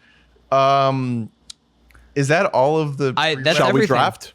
Yeah. Do you want to give 5 minutes on the film Saturday Night? Can we wait? It's not a very good movie. It's one of the most 6 out of 10 movies I've ever seen in my whole life. That's accurate. I think that's dead on. Like, if you like SNL, you're gonna look and be like, that guy's doing a good Aykroyd, and you're gonna be like, that guy's doing a good Chevy Chase. The best was the Billy Crystal guy. The Billy Crystal guy is excellent. I have no idea who that guy is, but he did a great Billy Crystal. Here's the thing. He might never be in anything ever again because he might just be a Billy Crystal impersonator, and he did a really good job at it. My Letterboxd review was just Rachel Sennett. That's it. Because that was the most I got out of that movie was just watching her. And I'm going to be honest. It was not a horny review. Oh, very horny. I thought Rachel Sennett was pretty good. Oof. Everyone is pretty good. Everybody except for Gabriel LaBelle has approximately, I don't know, somewhere between 3 and 6 minutes of screen time. Funny, I've talked about this before, so I don't want to like continue dunking on it for too much, but just because we're mentioning how important the music is to SNL, the music in the film Saturday Night is bad. Sorry, John Baptiste. It's like trying to be this Birdman. Like Birdman. Yeah, it's not good. It's not effective at all. I watched it the night between the concert and the special on Saturday night, and that was like the best time to watch it. It really does feel like Lorne is just being old and telling you about his life, and you like don't care about it. He's like, oh, let me tell you about the first night. Hey, you know who is innocent though? Nicholas Braun playing two different roles, and he's playing Kaufman, or he's playing Jim Henson. Yeah. It feels why? So incredibly. Just because. No. Why? Someone dropped out. One of the two. And Nicholas Braun was like, "Don't worry, I got this." Him as Henson is quite funny. The movie's not bad. It just feels very inconsequential. And it just feels like an old man like telling you an overly inflated story about his life, and like, oh, I'm supposed to know who all these people are, but I don't care. Like, you're not investing me in these characters. In hindsight, because I remember this movie like got some buzz at Toronto as like, oh, it might win the audience award. It might like. Did it win? Oh, no, it was Wild Robot. No. Audience award went to Life of Chuck. That's right. But around this time that I played at TIFF, it got like raucous reviews, and people were like, this is going to be nominated for Best Picture. And then after watching the film Saturday night, I was like, nobody under the age of 20, like, this is gibberish to any Gen Z kid, because they're like, I don't know who these fucking people are that you're like doing an impersonation of. So what you're doing is leaving no impact on me. here's the thing, Gabriel LaBelle, I still support him. He might have been a bit too young to play by like maybe 10 years. Lorne, but I thought he was good. I thought Corey Michael Smith, who plays Chevy Chase, is great. And he's like the guy who he has like the young Chevy thing where it's like I just want to like look at that guy. Who he's is great. that guy? That guy was fucking awesome. That guy's a Belushi. Like that guy looks like it's crazy. The movie ends with them just doing the first Dylan sketch. O'Brien plays Dan Aykroyd, which love Dylan O'Brien, so we stand him. The very first sketch of the very first episode. So I'm probably not going to watch it just because I don't want to be, Just watch it. It's good to just throw on. It's on Netflix. Say, I had a fun time while watching it. Like, it's not bad. I definitely enjoyed myself while watching it, even if I'm like, this isn't a good movie. If I'm going to watch one of these, what I actually need to watch, and I haven't watched it for similar reasons, meaning like I don't want to be disappointed, but A Futile and Stupid Gesture, which came out. Yeah. Oh, I never watched it. Yeah, it came out in 2018. That was it's a David Wayne movie. Yeah. Yeah. About it's based on a book I've read, a nonfiction book about similar crew. Bill Murray. Yeah, well, yeah, because it's about Doug Kinney, who's like, it's about the National Lampoon crowd, many of whom went on to like, write for the beginning of SNL. And it's a really, really great book. But yeah, the movie made zero waves. Joel McHale plays Chevy Chase, which is funny. Poor Will Forte. Just never. I know. God, it's sad. It didn't strike me as a very like. Hey, where was he at during all this? He was he was in he was in one of the sketches. Was he in the Anxiety pre-recorded one, or did I make that up? I don't know. I mean, the Anxiety one is like, he's doing that for Andy, not for the show. Well, that's. I mean, he didn't get like a ton of stuff. Will Forte is like he's like a guy's guy more than he is like a. Well, he also though kids at home are like, Daddy, look, it's Will Forte. It's the last man on earth. Lorne was always like in love with him though. Everyone talks about that. How like every episode he'd be like, "Is there enough Will?" Once again, to why you should listen to the Lonely Island and Seth Meyers podcast. They talk about a lot the idea of a 10-to-1er. Which is the name for like people who watch the show and like actually stick around to the end. And specifically, a 10-to-1er is the last sketch of the night, which is always the weird one. And they're like, that's the Will Forte spot. Nice. That's where like Will Forte goes in, and they're just like, no, it's Will. You just take. No one's watching. Do whatever you want to do. Yeah, nobody's watching anyways, so just do your thing. Which is where I made my bread and butter of falling in love with SNL. So, all right, shall we draft? Let's do it. All right, I'm gonna spin the wheel. We're spinning the wheel to see who goes first for the SNL. I actually don't want the first 50 draft. So here's how we're doing this. I'm first. We're taking. We have 10 slots total, and I think 6 of them have to fall into certain categories. Yes. And so those categories are, number 1 is someone from 70s or 80s together. Number 2 is someone from 90s or 2000s. Number 3 is someone from the 10s or 20s. And we're gonna be pretty lenient with like, even if they most of their career was in one or whatever, you can put them. Make your case. Yeah. Weekend Update host or hosts. Host of the episode. Host of the episode. Musical guest of the episode. And then your this one I'm excited about. I came up with it. Is the one and dones. So like someone who was only there for one season. We have to draft one of those, and then I think that leaves us with a few 3 wild cards. So you said 3. 6. There's 7 categories, including host and musical guest. Can the wild card be like a writer who's just like not a member It's got to of the be cast? a cast member. It's got to be a cast member. Okay. Because and the reason whenever I was thinking of like this is like, whenever we're thinking about our peak, which it's going to come up, a lot of people are going to be drafted. We are all 3 people of about the same age, and we lived through a golden age of SNL. And I think like in any kind of good golden age, there's, somewhere between 7 to 10 like people that you can just off the top of your head name that are on the cast at any given time. Yeah. We also, I mean, if you want, we could add. I think it would be okay to add a writer category with the caveat. We don't have to.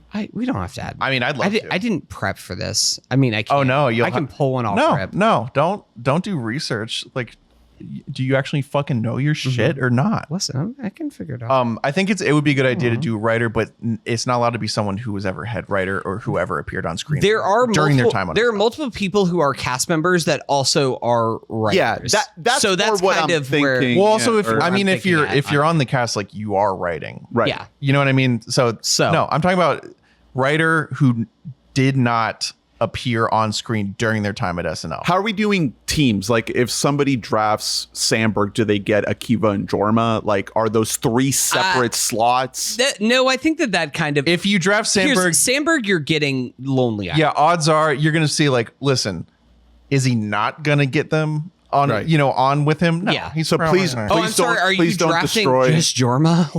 Please don't destroy his 1 slot. Right.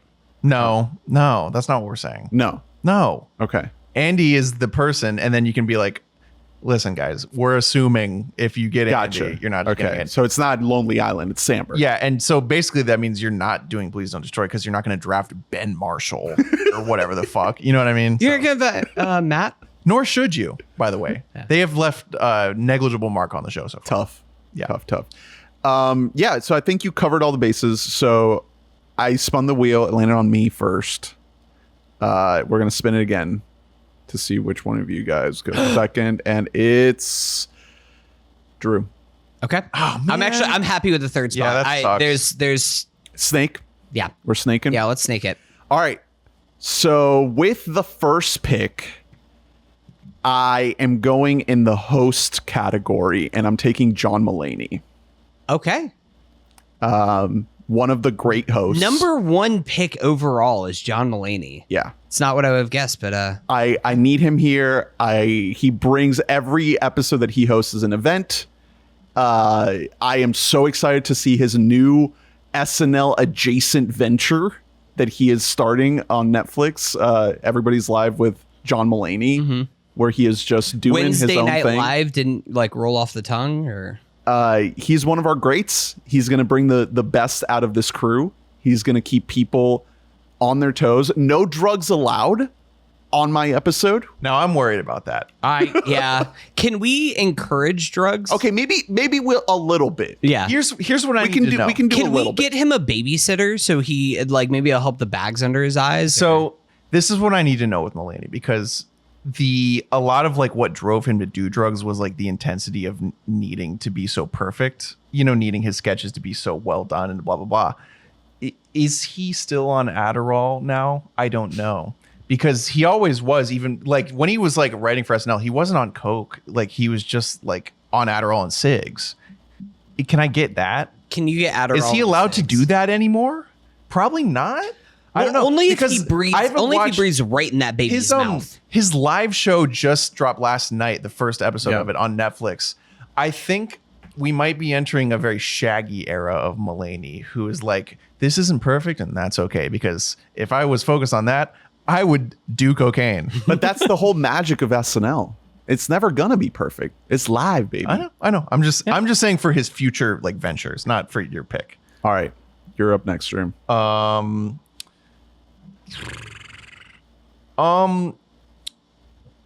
I'll go 90s 2000s. I'll take Will Ferrell. Nice. Number 1 on my board. Yeah, so it's an interesting one because I used to think that he was like mostly a product of what he did after SNL, because we were very, very little when he was actually on SNL. You know what I mean? Like he's not our era of SNL.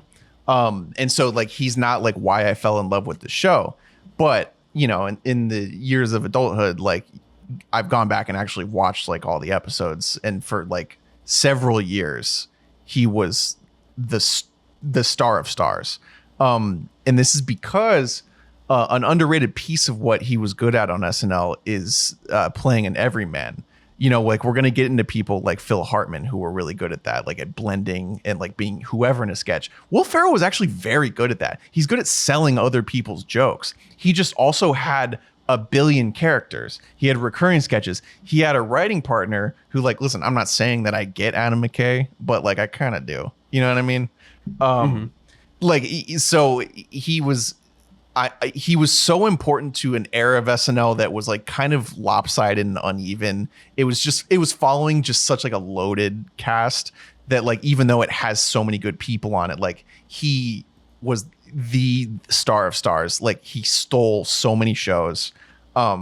He reached the status toward the end of his tenure on SNL where he was like, when he came out in a sketch, people were clapping, which is like a sign that you need to leave. And if I were to critique some more recent people who I do love, like they stayed for like multiple seasons where that was the case. Wait, what are you saying? Is Keenan been there for that long? Or no, Keenan's fine. He's different. You know what I mean? I'm talking about people who like, it's like, okay, you're like a superstar. It's time. You shouldn't be like in sketches. Honestly, I would say that about Kate McKinnon. As much as I love Kate, and she might be dropped. That's what I'm saying. Point, well, like, no, and you stuck around a while too long. Well, I mean, this whole golden era, like toward the end of like, when like Hader and Sandberg and Sudeikis were there, like they were getting like claps when they came out. And it's like the thing that stand-ups say, where like once you get too famous as a stand-up, you don't know what's funny anymore because people laugh at anything. Right. You know what I mean? It kind of ruins the whole crowd performer dynamic in a way. So he didn't overstay his welcome. He left, but like he reached that status, and it was in an era where like he was the only one. Is he the funniest person that has come out of SNL? That's too hard. I mean, whenever we're talking about who had the best career post SNL, he's on the short list. Absolutely. Because watching some of these, like the anniversary special, it's like the number of times I laughed at everything this man did. Yeah, he's one of the naturally funniest people ever. Yeah. And it's not really shticky. And he also is a good writer and like works with good writers, so he's very well rounded. And that's why he has staying power, because like it's not like someone like Chevy Chase. I mean, like he's like the worst person who's ever lived. If you've ever read, or I don't know. What? I don't know if they get into this in A Futile and Stupid Gesture, the movie, but in the book, like the whole last year of Doug Kenny's life was just him doing cocaine with Chevy Chase, and then like in Hawaii, that's like where he died, like doing cocaine with Chevy Chase. Like, Chevy Chase, bad guy.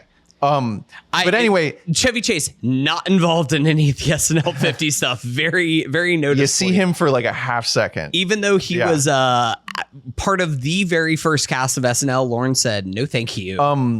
So anyway, he's very well rounded because he also has the thing of like he can make a face and you're laughing, and he looks good in wigs, and he's like really big and like, funny to look at. Great guy. All right, so we got John Mulaney. We got Will Ferrell, who's the third pick in the draft. So you get 2 picks. I'm ecstatic. The board is working out exactly how I wanted it to.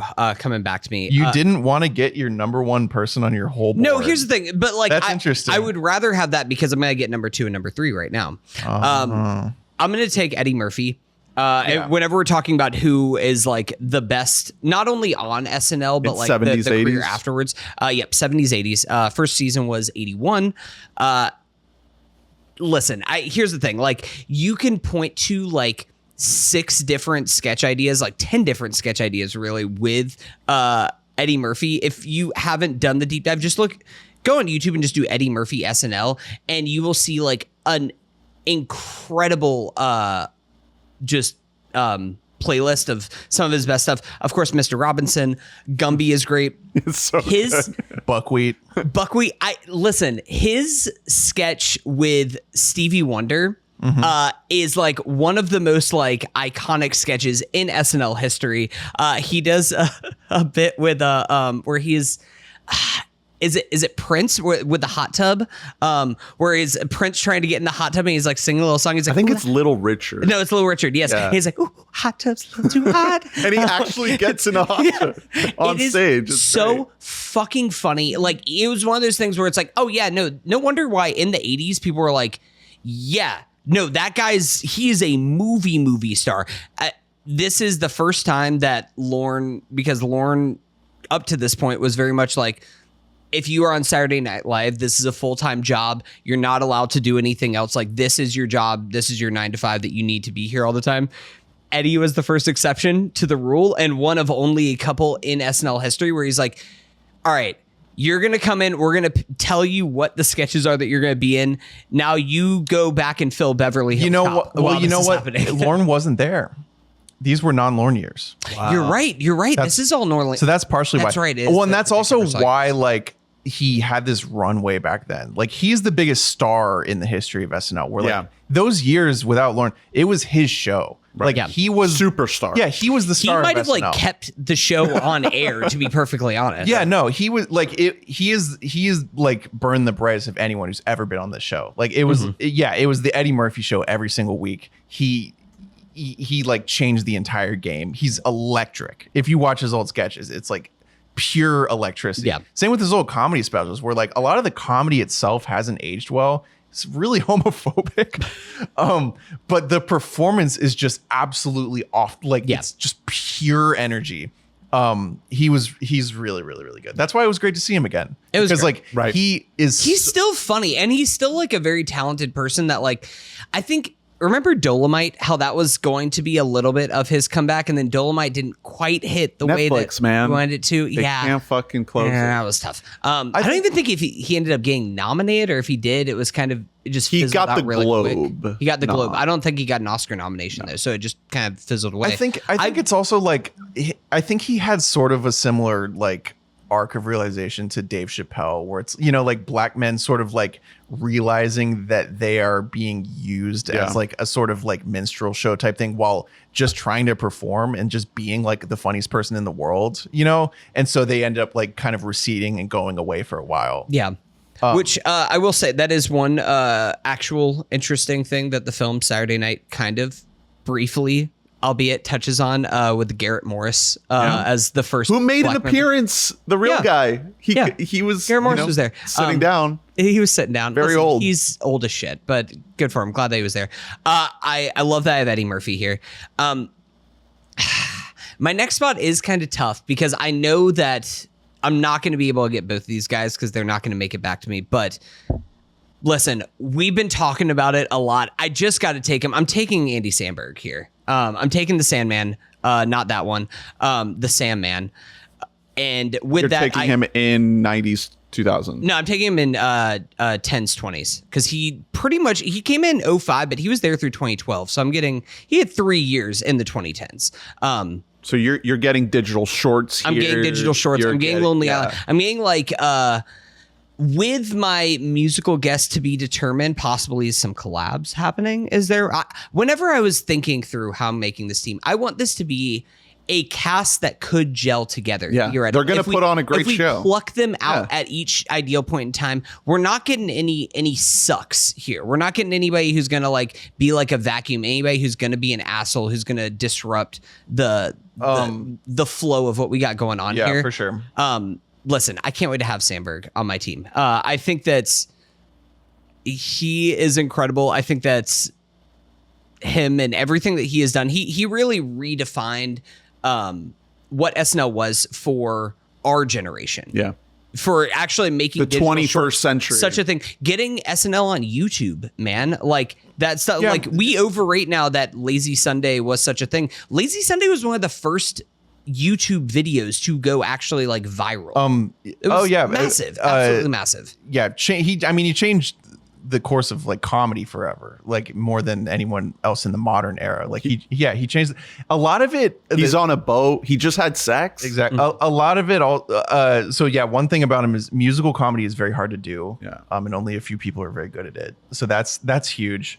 A lot of the secret sauce comes from Akiva, particularly in like why they changed comedy, because especially if you listen to the podcast, like, even to this day, Akiva is obsessed with editing things down to the millisecond. Yeah. Like getting rid of as much as possible. And to be thinking like that comedically in like 2005 was completely unheard of. There was no one that was like, no, we need this to be like 2 minutes. Yeah. In 2005, like, no, that wasn't like be Shaggy. You know what I mean? It was the thing that Lauren literally multiple times had to be like, can you make this longer? We don't have time to change the set. We're playing this digital short so that we can have 90 seconds to change the set. I need you to add something to this to make it longer. And whenever it's like a sketch that they don't like as much, all he's talking about is like, it's too long. It's too long. There's too much. the way that they sped up and like impacted timing and like sort of skipped the steps of jokes, like with something like Dear Sister, where like they're not explaining the way that you would in an SNL sketch why it's funny. It just is. Yeah. Even if you don't know the source. Is that the what you say? Yeah, like because watching it, you know, my first time, most people's first time, it's, you know, it's based on like the OC or whatever, which had aired like 4 years before that. Yeah. A random episode. Your average person had no idea what it was based on. They don't need to. Exactly. It's a funny sketch. That's Yeah. and that's so many things that are, it's finding something broad humor in the specific, and that's littered throughout all of Lonely Island's work. So you get your Sandberg. Listen, It's a great pick. I got him. Listen, talking about wanting your cast of John stuff. Eddie Murphy is not a side character in any sketch. No, listen, he's gonna And be he one of won't my. be. He's gonna be one of my studs. All right, There's not one of. Eddie Murphy is like the only guy. That's fine. Okay, So cool. congratulations. Yeah, good. Oh yeah, I have prime Eddie You Murphy. fucking on my idiot. cast. Okay, what a goddamn shame. Who are you taking? This is Who hard. are you This is doing? hard. This is I don't think there's so many. Like, there's amazing people that we probably won't draft. Oh no, Like, I have like a list you of like can't 50 that I just go wrong I here. went off the dome, just like thinking Yeah. through people. So Yeah, I'm probably just. I think I'm just gonna go. I guess with a wild card. Well, no. Actually, I'm gonna take 10s, 20s. Kristen Wiig. nice, Yeah, great, that's too easy. great, yeah. She, like I said, She was one of the ones I was like, she's not gonna make it. yeah. Wow, you got Farrell and Wig. This is good. She is. It's shaping up. She is. She was the star of the golden era. Like there was not like a male counterpart on that show that was like as big a deal as she was. She was a phenomenon. She was getting recognition, applause for multiple years while she was on the cast because she had, I want to say, like over 10 recurring characters. Yeah. Which was not normal. I was gonna say she might have the most recurring characters I can think of off the top of my head. I think she does, of anyone who was ever on SNL. She could kind of do it all. Like I said, she's like a crazy perfectionist with her comedy, and so she had her performances down like crazy.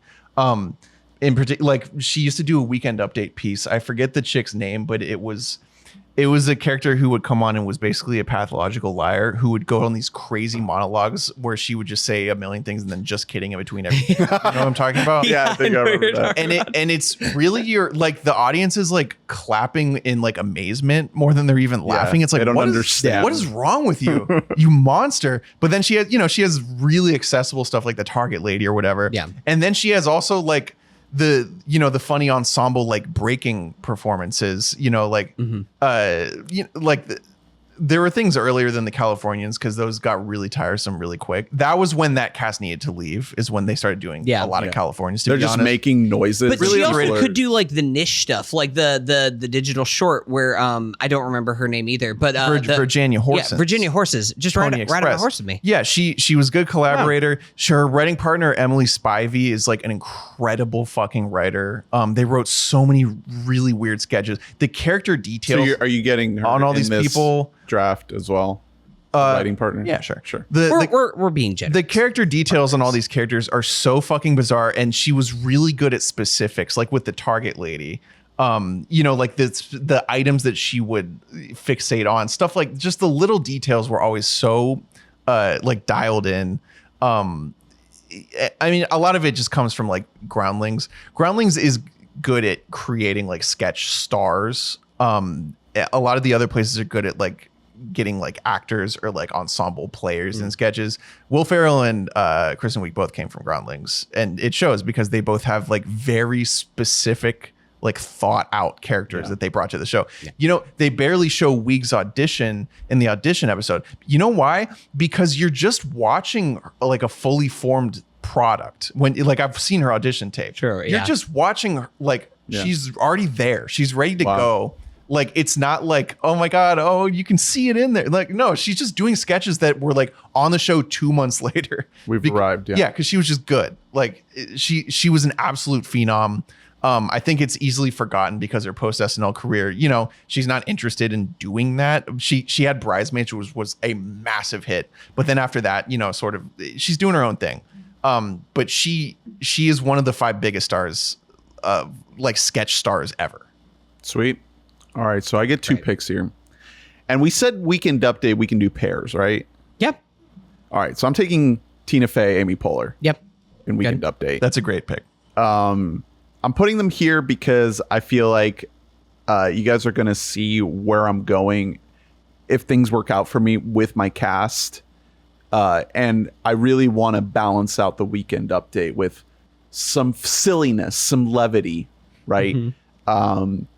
Not that there's not going to be silliness in my main cast, but you know, you want to have some counterbalance, and you want some people that can have a sense of like gravitational center where you know what you're getting with Amy, right? And Tina, a sense of like peace, a sense of like comfort in the middle of the show where it's like, okay, we're not really trying too much here. We know we're gonna laugh. We know we're gonna have a good time. You're being offensive. They were so progressive. I'm not saying they weren't progressive. I'm just saying that like it got to a point where like you felt at home with them. Oh yeah, absolutely. But they were like the biting like feminism of what Tina Fey wrote in those jokes is insane. Like to this day, it's like, wow, they were pulling that off in the 90s. They like a running gag they had on those weekend updates was like they would do like jokes about how much like dick they get or whatever. Like it was just stuff that had never been done. You know what I mean? Tina Fey is a great writer. She really is like a special writer. Yes. Yeah. She might be the heir to the throne. She might be. We'll see what happens exactly with that. We aren't drafting head writers because otherwise Tina Fey might have gone the first. Well, you know, you get some of that energy in. Okay. In this. Yeah, you're still getting. Yeah, you're getting. She's all of in that the room. injected in there. Another thing is, but also like you're like if that's your duo for weekend of it, we can't take if one of those people was in a different duo, we can't have that. Yeah, I'm saying that now. So that takes off the board Fallon and Faye, and also Seth and Amy, right? Which were great duos, right? Yeah. You can still get Seth. You could do solo Seth. God, I wish I could get just Fallon. God, that'll really round out your cast. Yeah. Okay, so now I feel like there is, now that I have like a nice sort of core, a nice sort of center here, I can sort of veer off a little bit. I have my host, I have my weekend update. I'm gonna go in the one and done category, and I'm gonna take Tim Robinson. Okay. Yeah, that's a great one. Yeah. And this is where things are gonna start to veer off a little bit. Listen, this is an us. This is a modern. We're building here a very out there show here on my draft, on my episode. And it's going to be offset by some people that, you know, we know that they can steady the ship. Mm-hmm. You know, we'll get there. We'll get some steady hands on here, but that's not who Tim Robinson is. Mm-hmm. You're just making I think you should leave, but Saturday. He was famously not a good fit for SNL, but I'm giving him another shot here. And I feel like what he proved with I Think You Should Leave, and, you know, maybe some of the other folks that I'm going to be adding to my cast, he's going to be able to excel. He's going to be able to apply his talents. Maybe it'll just be 1 or 2 sketches that pop off, but it's going to be memorable. It's going to be the funniest thing you've ever seen. It's going to be weird, and somehow it's going to stick in your head and you're never going to forget it. Okay. I like it. I will say, I mean, Tim Robinson, yes, he was one and done on the cast. He still wrote for SNL for the full 4 years of his contract. So that's fine. Ernie still gets I know that's not, I'm not discounting against that. I'm saying that like he knows the inner workings of SNL. It's not like you are getting somebody in fully project. I will say though, you also have, you know, you can make a case that you also get Zach Kanan. I was going to say. Yeah, of course. Yeah, he's in here. You get Zach. He's in the room. Yeah. Zach's there. All right. Back to you, Drew. Back to me. Wait, already? Fuck. Yeah. Fuck. We're snaking, baby. Then shit. Oh, so here's the trap that I don't want to fall into. That's really easy to. it's easy to look at these names and say, oh my God, I can get this person. But if you actually go and look at what they did on SNL, it's nothing.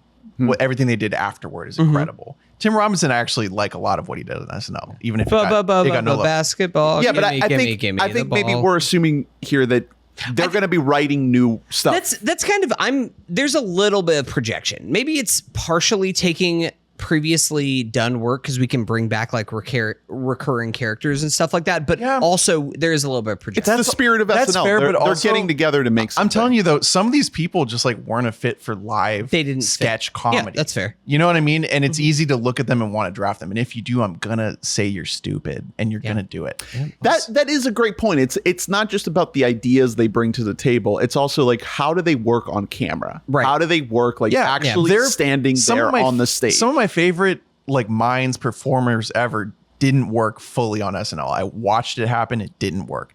So to avoid that, in one and done, I'm going to take Martin Short. Whoa. Honestly, he's very, very high on my board. Who it's hard, it's almost not fair because he's a one and done, not because he got fired, just because he was on the one season. Yeah, he was on that one. But he came in so ready to go. He's come in since then a million times. I almost wanted to draft him as my host because he'd be a great host. Martin Short is a phenom of comedy. Like it's hard to understate, and the fact that he's still doing it at such a high level, the fact that he's still making Jiminy Glick videos. Like, did you see the Bill Hader one? It's crazy. He's still so funny. Like in a modern sensibility too. Like he's like winning Emmys for Only Murders. He's like smooching up on Meryl. I think they're like together now. He's the one who like said the good nights at the live special. Yeah. He is so important to the history of SNL. He's the one that Lorne's like, oh, maybe we should have kept Martin around. He couldn't. Like it was too big. It was a thing of like, we can only have you guys for 1 year. He had to make the Santa Claus 3.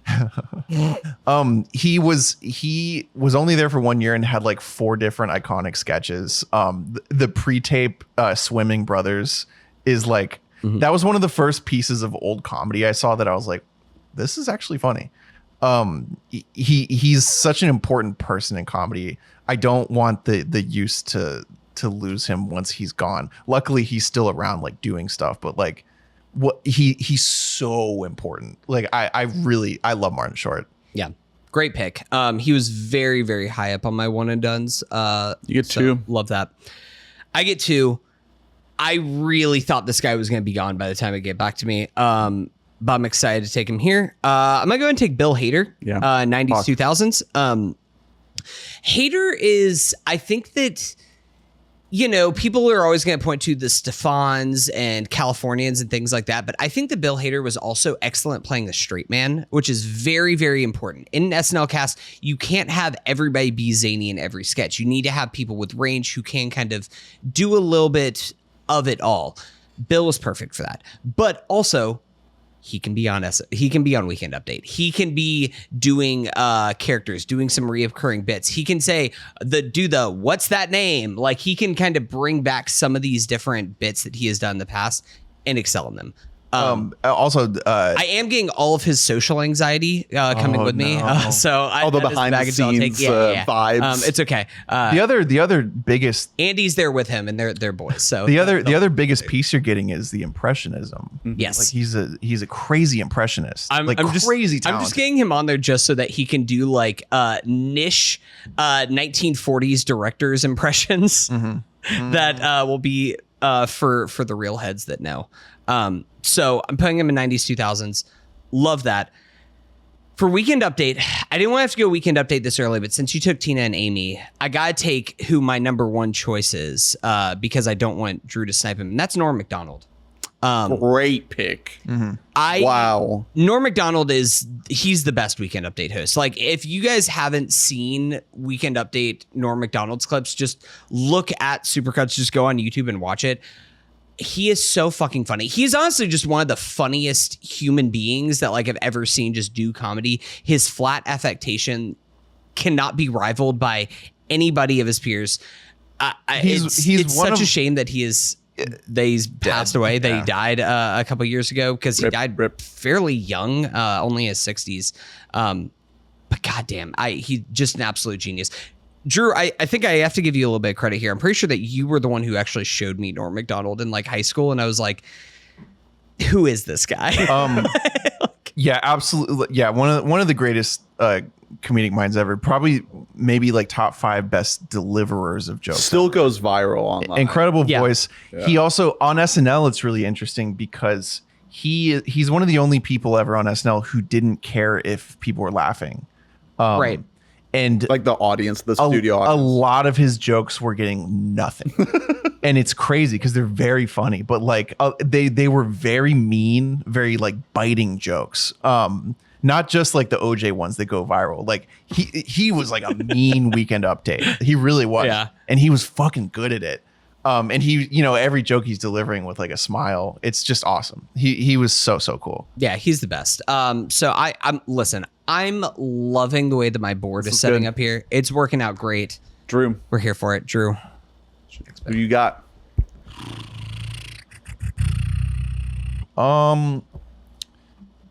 So I'm trying to decide category. I'm gonna have to go Weekend Update Chevy Chase. Whoa. No, Okay. listen, Chevy Chase is great on it. Just for that one Here's the thing. season. Haven't you watched the film Saturday Night? Yeah. Lorne was going to do Weekend Update, and then he saw Chevy and was like, I gotta let Chevy do it. And he was great. People, speaking of like losing the recipes, it's really easy to forget. He invented Weekend Update. He invented a lot of SNL. Like I said, he wasn't much of a joke writer, but he was so fucking good at delivering jokes. He invented a lot of the types of characters. Like he was way more of like a Leslie Nielsen or like almost like what Colbert did on Colbert Report, where he's delivering lines from the character of a buffoon. Yeah. Like He's doing satire. The joke is instead on of- him a lot of the time, but then also a lot of the time he's just being really mean, but he is smiling. And like if you really go back and watch him in like 1975, he was like the hottest, like coolest person on Suave. Earth. He is on fire that year. Effortless. And I'm getting him for Weekend Update. Like he was built different. Like there's a reason he left. You know what I mean? Like he's and not you're getting 1975 Chevy Yeah, Chase. exactly. He's not fired. He's like, hey, I'm gonna go be like the most famous guy in the world now. Yeah. You know what I mean? Like he was an absolute game changer. He should have had quadruple the career that he had, and he even then he had a great comedy career. Yeah, I mean the He movies are still classics. Christmas Vacation, like Yeah, I those mean, still hit. yeah, exactly. And before that, all the even I mean, if you're going 90s, like early 90s, Fletch is another. And that's another great one where he's playing a moron. Yeah. And that's a little bit past his prime. But if you go like back, like when he, like right when he left, when he was doing like Three Amigos or the fucking like Caddyshack. Yeah. And it's just like, that is like, if you go back and watch Chevy Chase do Weekend Update, that is the coolest guy there ever was. Like he is the coolest person who's the ever. strongest jawline. He's got it all. Yeah. He's just so like, it's like, damn, that guy rocks. I'm Chevy Chase and you're not. Like absolute fucking god. Great pick. It's a shame about his whole personality. Yeah. That's a great pick. I do worry about the chemistry in your locker room. I will also, I hate to say this right now, but you probably could weigh on Chevy because both Ernest and I already drafted a Weekend Update person. But Yeah, but you could take him oh, that's true. he's on the normal just taken cast. him on cast. That's for 78, or whatever. Yeah, you could if just I- have if him. I wanted to Because fuck up guess my what? locker. He's a fucking awesome cast. If I wanted to bring like Antonio Brown on my team, I guess I could have done that. Well, 70s, 80s is looking a little thin. So I think I'm gonna have to take mine here. And I'm gonna go ahead and take John Belushi. He's awesome. Great. Bouncing off the walls, like we're just gonna have him do everything.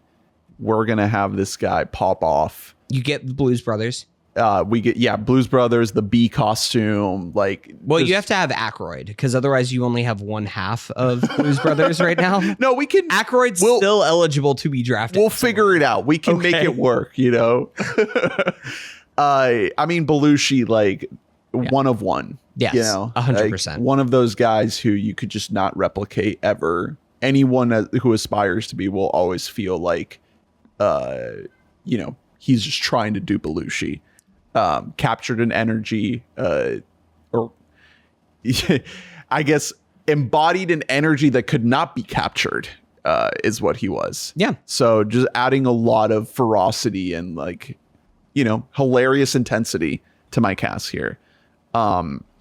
So next, I think I'm gonna go into 90s, 2000s, and I'm gonna take Adam Sandler.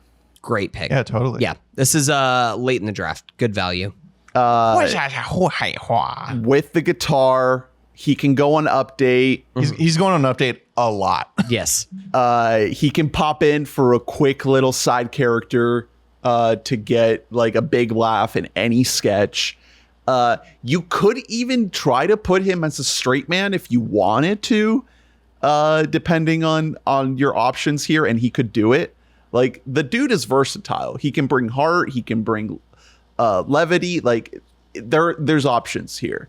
And he's frankly like one of the funniest people that has ever come out of SNL, like hands down. Proven to also be an incredibly talented dramatic actor in his post SNL career. So yeah, love the Sandman. His songs always make me tear up. So gotta have him here. Great pick. Drew, Good value at this point. you're back up. Give me Maya Rudolph. Great pick. Yeah. Looking at her. This is a wild card, right? Yeah, because I already have 90s, 2000s. Yeah, one of the greatest cast members ever. She's in a lot of like great recurring sketches. A lot of good recurring characters. Like Bronx Beat was on. We didn't mention that's in the on the 50th special. Her and Polar, great sketches. One of the biggest reasons I'm taking her is because I mentioned earlier, she is one of the very, very few people who has mastered musical comedy. Her musical impressions are absolutely Beyonce. out of this fucking world good. Her singing anything is, she's the funniest, like singing, and like just the way she's singing is the joke, like, of all time. Like no one matches that.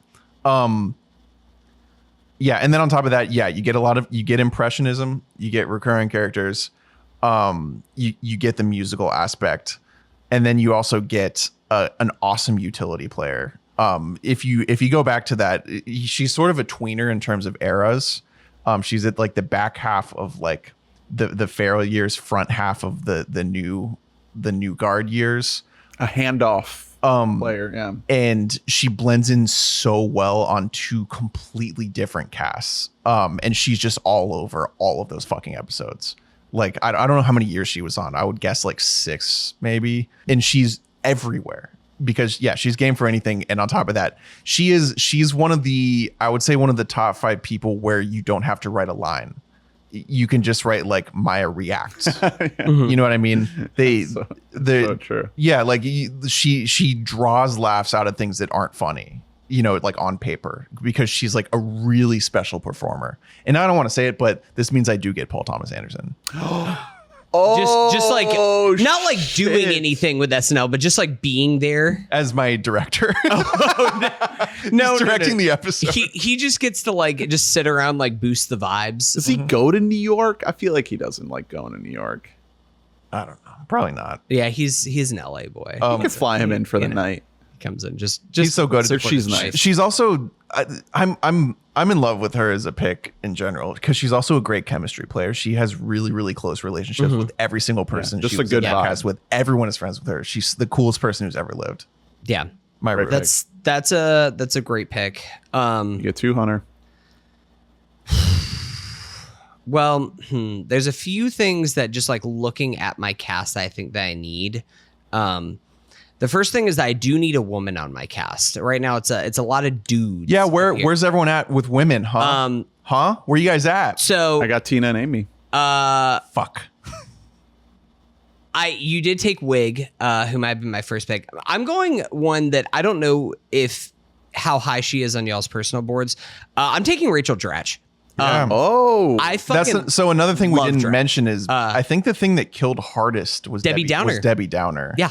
Like it's like moment to moment, that sketch killed on the 50th. I think the Dratch is, again, I'm getting a lot of like versatile players because I think that the cast that I'm building, they can kind of mix and match. They can do weekend update bits. They can be the butt of the joke. They can also kind of play it a little bit more reserved, a little bit more straight, and let somebody else kind of have that moment there. I think Dratch is one of the best at that. Like Dratch, she was on SNL for forever. I think she started in 1999, actually. Like she was on in the 90s and then just lasted through the golden era that we experienced in the you think that, 2010s. but she actually didn't go that long into the like she just came like back on for like little bits, like I would doing say sketches here and there. I would guess like 6 years because she was gone by she was on Maincast for 150 episodes or whatever that means. For maybe that wasn't continuous episodes. I think she's gone by like 06. Yeah, you know what I mean. But she's iconic. Yeah. She's so good. Listen, she's really funny. And she still is. She's still like crazy funny. She's another person I'm like, what? Every time I see her pop up in something, I'm like, where you been? Like I just want more Rachel Dratch in my life. I think part of it, great. Especially with the people who like, especially if you like live in New York and you're well connected and like well off from doing a lot of stuff, she doesn't have to. That's true. You know what I Just mean? fun for her. It's like, hey, do you want to like go to, Likes it. do you want to shoot in like a studio in Encino for the next 3 months? And she's like, no, I don't think I will. And you're like, okay, I can't blame you there. Yeah. All right. Next up, so I'm missing a one and done, a host, a musical guest, and 2 wild cards here. You guys both already have your one and done, so I feel pretty good there, unless you just wanted to draft another guy or gal who was a one and done. Ernie, you have a host. Nobody has a musical guest. I think I'm going to fill another wild card spot here, and I'm going to take Fred Armisen. Damn it. I'm going to take Fred. Oh, I thought this could get back to me. Shit. Again, I am... There's a little bit of a bias on my list between Bill Hader, Andy Samberg, and Fred Armisen of like a certain era of SNL. But listen, this is the SNL that we grew up with, and all of these guys are in the SNL Hall of Fame. Like, I think that they are all absolutely stars. Fred, we get another music guy in there. We get somebody he can do impressions. He can do so much. We're all 3 of us going to go see Fred Armisen live do comedy in a month or so, and I cannot wait to see him live. I love Fred. Listen, like I think, again, like we're now building. We have 2/3 of the Californians here at this point. I know that you've got Wig already, but we are building a bit of a team that already has some chemistry together here. So, happy with Fred. He very quietly had a ton of recurring characters over the years. I think part of the reason he doesn't get as much shine as he deserves for his SNL time is that he's one of the other. I think him and Norm are the only 2 I can think of that didn't care people were laughing. He had a lot of absolute flops that kept making it to the air because everyone loved him behind the scenes. Because like if you don't like, everybody who likes comedy is just like, this is the funniest shit I've ever seen. Yeah, and he's again, it's bled into his like stand up, which is a lot of what he writes actually doesn't have any jokes in it at all. It's mostly just either like a voice and like a face, or like, it's a performance or it's an observation. It's very, it's not based on a punchline. That's not like, but the beauty of it is like when, he's a part of that incredible era where like people are writing great punchlines for him as well. So he ended up being like a really, really well-rounded like SNL player. Also, you're getting the musical comedy. I'm getting the musical comedy specifically, and this is one of the reasons why I was really wanting to have these 2 paired together. I'm getting 2 people who can do Prince impersonations between Eddie Murphy and Fred Armisen together in one unit. There's gonna be comedy there. Like we can go ahead and get in the writer's room today and start like making some shit up that is gonna be banging. So that's where we're at. Fred Armisen and Dratch are my 2 picks. All right, Drew. What categories do you have filled, Ernest? I have everything except 10s, 20s, and musical guests, and then my wild cards. Okay. I'm just gonna take Will Forte then. Nice. That was the other one aside from Fred. Yeah, like in terms of like actual SNL production, like he's Tim Robinson. Like he's that one. He's accessible, Tim Robinson. Yeah, and he a lot like Fred, he's the one that everyone behind the scenes was in love with. So a lot of absolute flops just kept making it to air, and they became really important to a lot of people. Like they met, like And you get MacGruber.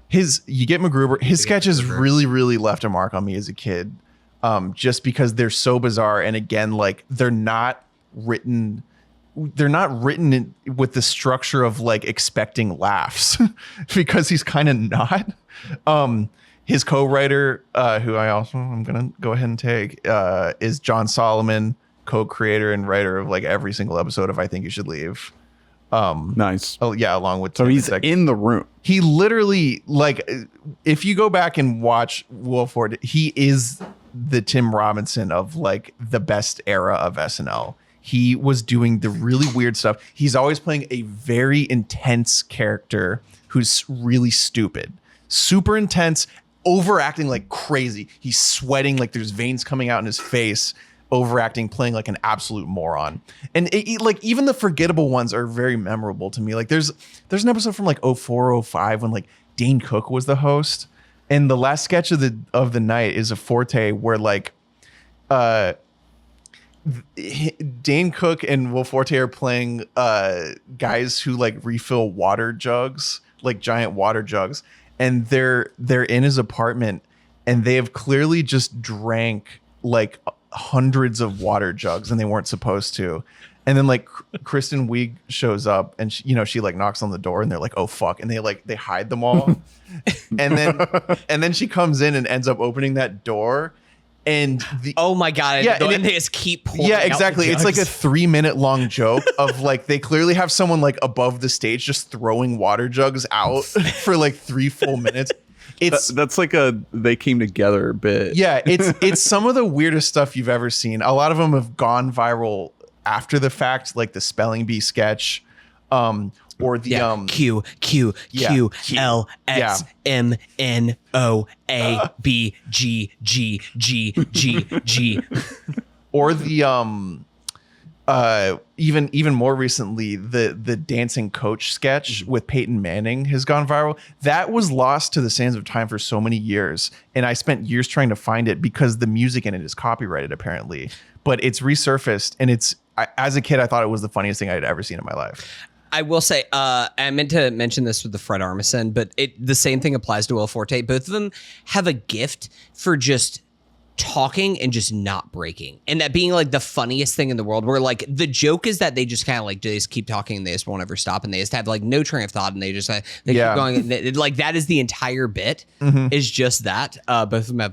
an incredible gift for and that. he also his process is very remarked upon by like everyone who was with him, because he spent like his sketch writing process is like awful for SNL because he spent so long going over every single word of every sketch he wrote. Like he was obsessed with every word, and that's why it all has such an insane style to it. Like a lot of people who are great on SNL, like they're still writing their sketches to feel like they're part of SNL. He was doing something totally different. Like he was a really, really special mind. And still making like a sizable splash, Yeah.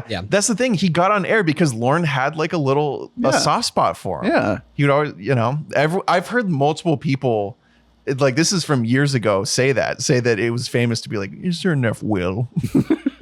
Nice pick. He's an icon. I love him. I wish he was around more. I mean, he's still around. He's cool. He did Last Man on Earth. MacGruber movie. I don't know. MacGruber Over rocks. 2. He great collabs with The Lonely Island. Yeah. A lot of digital shorts. Hate that I can't get them to join our boys, but that's okay. Everything MacGruber is directed by Akiva. Or not Akiva, Yorma. Yeah. It's too stupid to be Akiva. Listen, Yorm is still there. All right, so I gotta take a 10s 2000s here. And I really want to have a good weird vibe for my cast. So I'm gonna take Sarah Squirm. Sarah Sherman. She was actually Nice. really high on my list because she's kind of bringing something really important and new to the show. If you are again projecting forward, like taking anybody from the 20s for the most part is doing a lot of projection of like, you've shown us a little bit so far, but like, what do we really think that you have in store?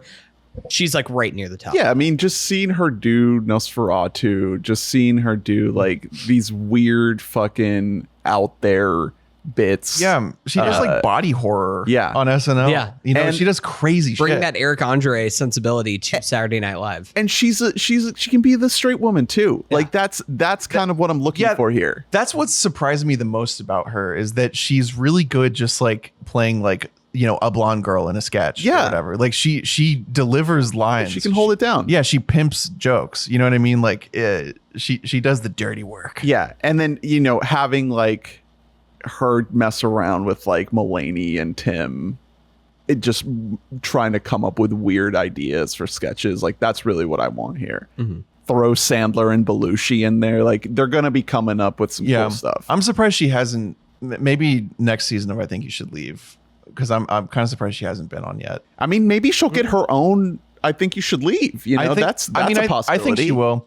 I first heard of her like 6 years ago, probably because she went on Yeah But Still before SNL, because at the time she was opening for Brandon Wardell on tour. Oh, wow. Yeah, it's just on stage. It's just so stand up. Yeah, it's so crazy to think about. You know, and then she just I didn't know she had all this in her. She's so good. yeah. I didn't know that she was able to, I guess for lack of a better term, like manicure her sense of humor to the masses. And that's good on her, man. She like is getting weird shit out there on the air that people are actually finding. Yeah, she's funny. good at a lot of different types of stuff. Being true to herself and true to her sense of comedy. She's done a lot of legwork to make Jost more likable by clowning on him. Like every time she goes on Update, no matter what character she is, she's so mean to him. And we love to see it. Yeah, she's good at a lot of stuff. Like I think this is a great pick. Yeah. So yeah, Sarah Sherman. That's my 10s 2000s. So now I just have wild cards to fill. And look, I said I'm going weird. I gotta go weird. I'm taking Kyle Mooney. I'm giving him another shot. I'm slotting He him in. almost is a one and done, despite the fact that he was on for how many years? This is just fully you're kind of wiping the slate clean. I'm of what wiping he the slate, actually and did I'm on SNL. and I'm hoping that just for this one episode that I'm drafting. One You're only episode. making one episode. Are you Are we doing a canceled after? season? Are we doing Yeah, a this is a season? cast. You're so Saturday Night pilled. You're like, what if we said this one one night? Yeah. At least had to make it work for It's one. all built. You're actually the thing. casting Honestly- your own Saturday night movie. Ernie, you reframing this as like we're gonna make one episode and then we are going to get canceled does reframe the list a little bit. All right. A whole season. So we're giving our boy Kyle another shot here, and we're letting him go freaky mode. Also, we're not holding him back. so here's the thing about him. We're going weird. We obviously are, or, you know, I'm assuming you guys agree with me, are very disappointed in his time on SNL because There were Think no it hits. might have been and he is like mostly a he's waste. you know, his YouTube videos, he was like The GOAT. at the time. He was like my favorite voice in comedy. Yeah. And so it was a bummer because it seemed like he was made for it, but it turned out I think he was kind of past his prime by the time he got there, which is sad. If not past his prime, at least they didn't tap into what he. Yeah, it was the promise of what he his could style do. was neutered. Here's the thing. I think it sucks that Nick wasn't there. I think that if they would have had all three of the boys, if they would have please don't destroyed like just did good neighbor stuff Yeah. and just had all three of them there. That was. I don't know. That's I fair. Think, I think that there's a chance that their entire product could have been better. That's fair because definitely also Lauren saw potential in him. Lauren is now executive produced 3 different Kyle Mooney projects between Brigsby Bear, the Saturday Night All-Star Hits, and Y2K. Lauren is throwing his name. Well, and obviously, so, you know, and Dave McCary's gone on to like incredible things. mostly marrying Emma Stone. Mostly. Yeah. Married Emma Stone. He's really creatively involved with Julio Torres at this point. He's directed a ton of his shit. So like, you know, Dave clearly thrived at SNL. I think Kyle just is kind of like more of like a laid back, like joking with your friends kind of guy. And like SNL is very tense and you have to deliver. And so like, I knew he was cooked the second they just like fully remade a Good Neighbor sketch. They didn't change a single joke. The singing while doing chores. Yeah. I was like, oh no, like this is bad news. Yeah, but I mean, I also get him for pre-recorded stuff. Well, okay, so I'm sorry, Hey. I didn't get to finish what I was saying, which is he still made a lot of great shit on SNL, even with all the disappointment. The pre-tape stuff is awesome. All the sitcom parodies rock. Yeah, like his characters that he's bringing over. The Inside SoCal is good. Yeah, Chris. The skater guy. They never tapped into his like in real life interviewer guy, and I was shocked by that. Right. He popped up a couple times. He auditioned with that guy. Yeah. But yeah, like those videos, like so. Yeah, we're bringing all of that here. We're doing all of it. We are not saying no to Kyle. We're saying yes to everything. You're giving Kyle Mooney the Will Forte treatment of just like the. Is there enough Kyle though? Yeah, exactly. All right, back to you, Drew. Is there enough Mooney? Getting down to the wire here. Last couple picks.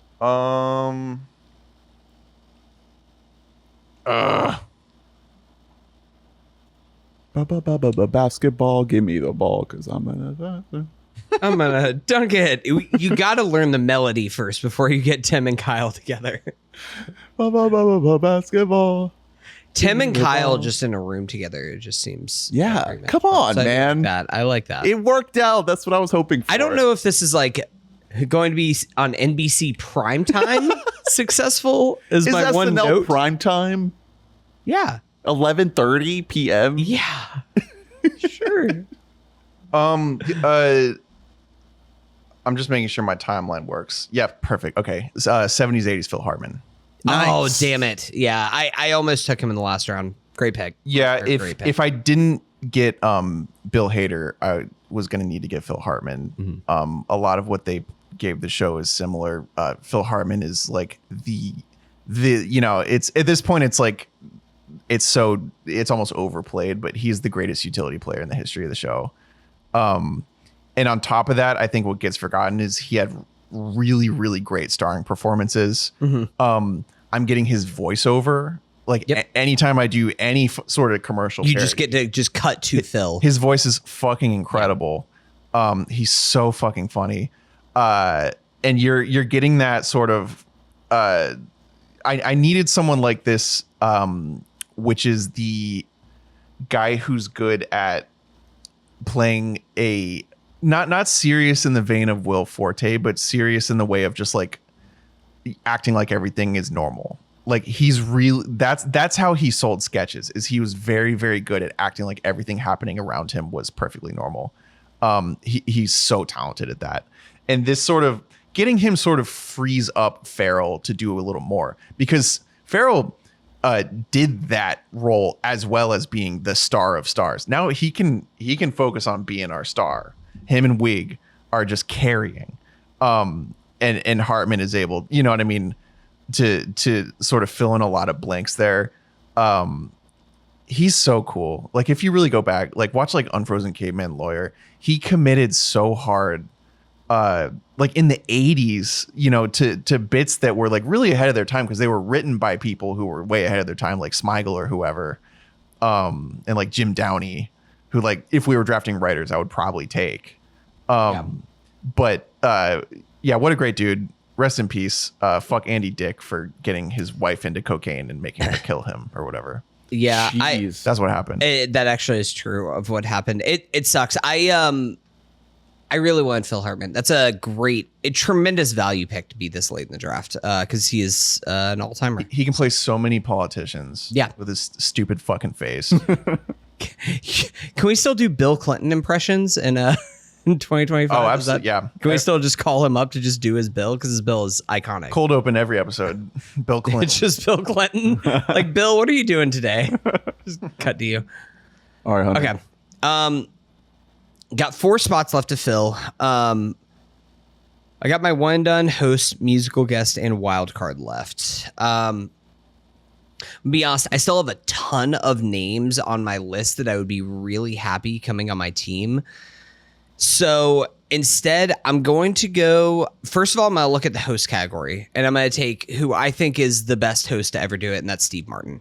Hell yeah. I think there's a reason Classic. why Steve Martin opened up SNL 50. It is because he's kind of the GOAT whenever it comes there. He fits like a goddamn glove with the cast. He is always so game for any sketch that you want to. And that's really the big thing for almost all hosts is like, you don't want to have a host who's in like 2 sketches in the night. You want somebody who fully embraces it and is like, I'm all in. I want to do everything there.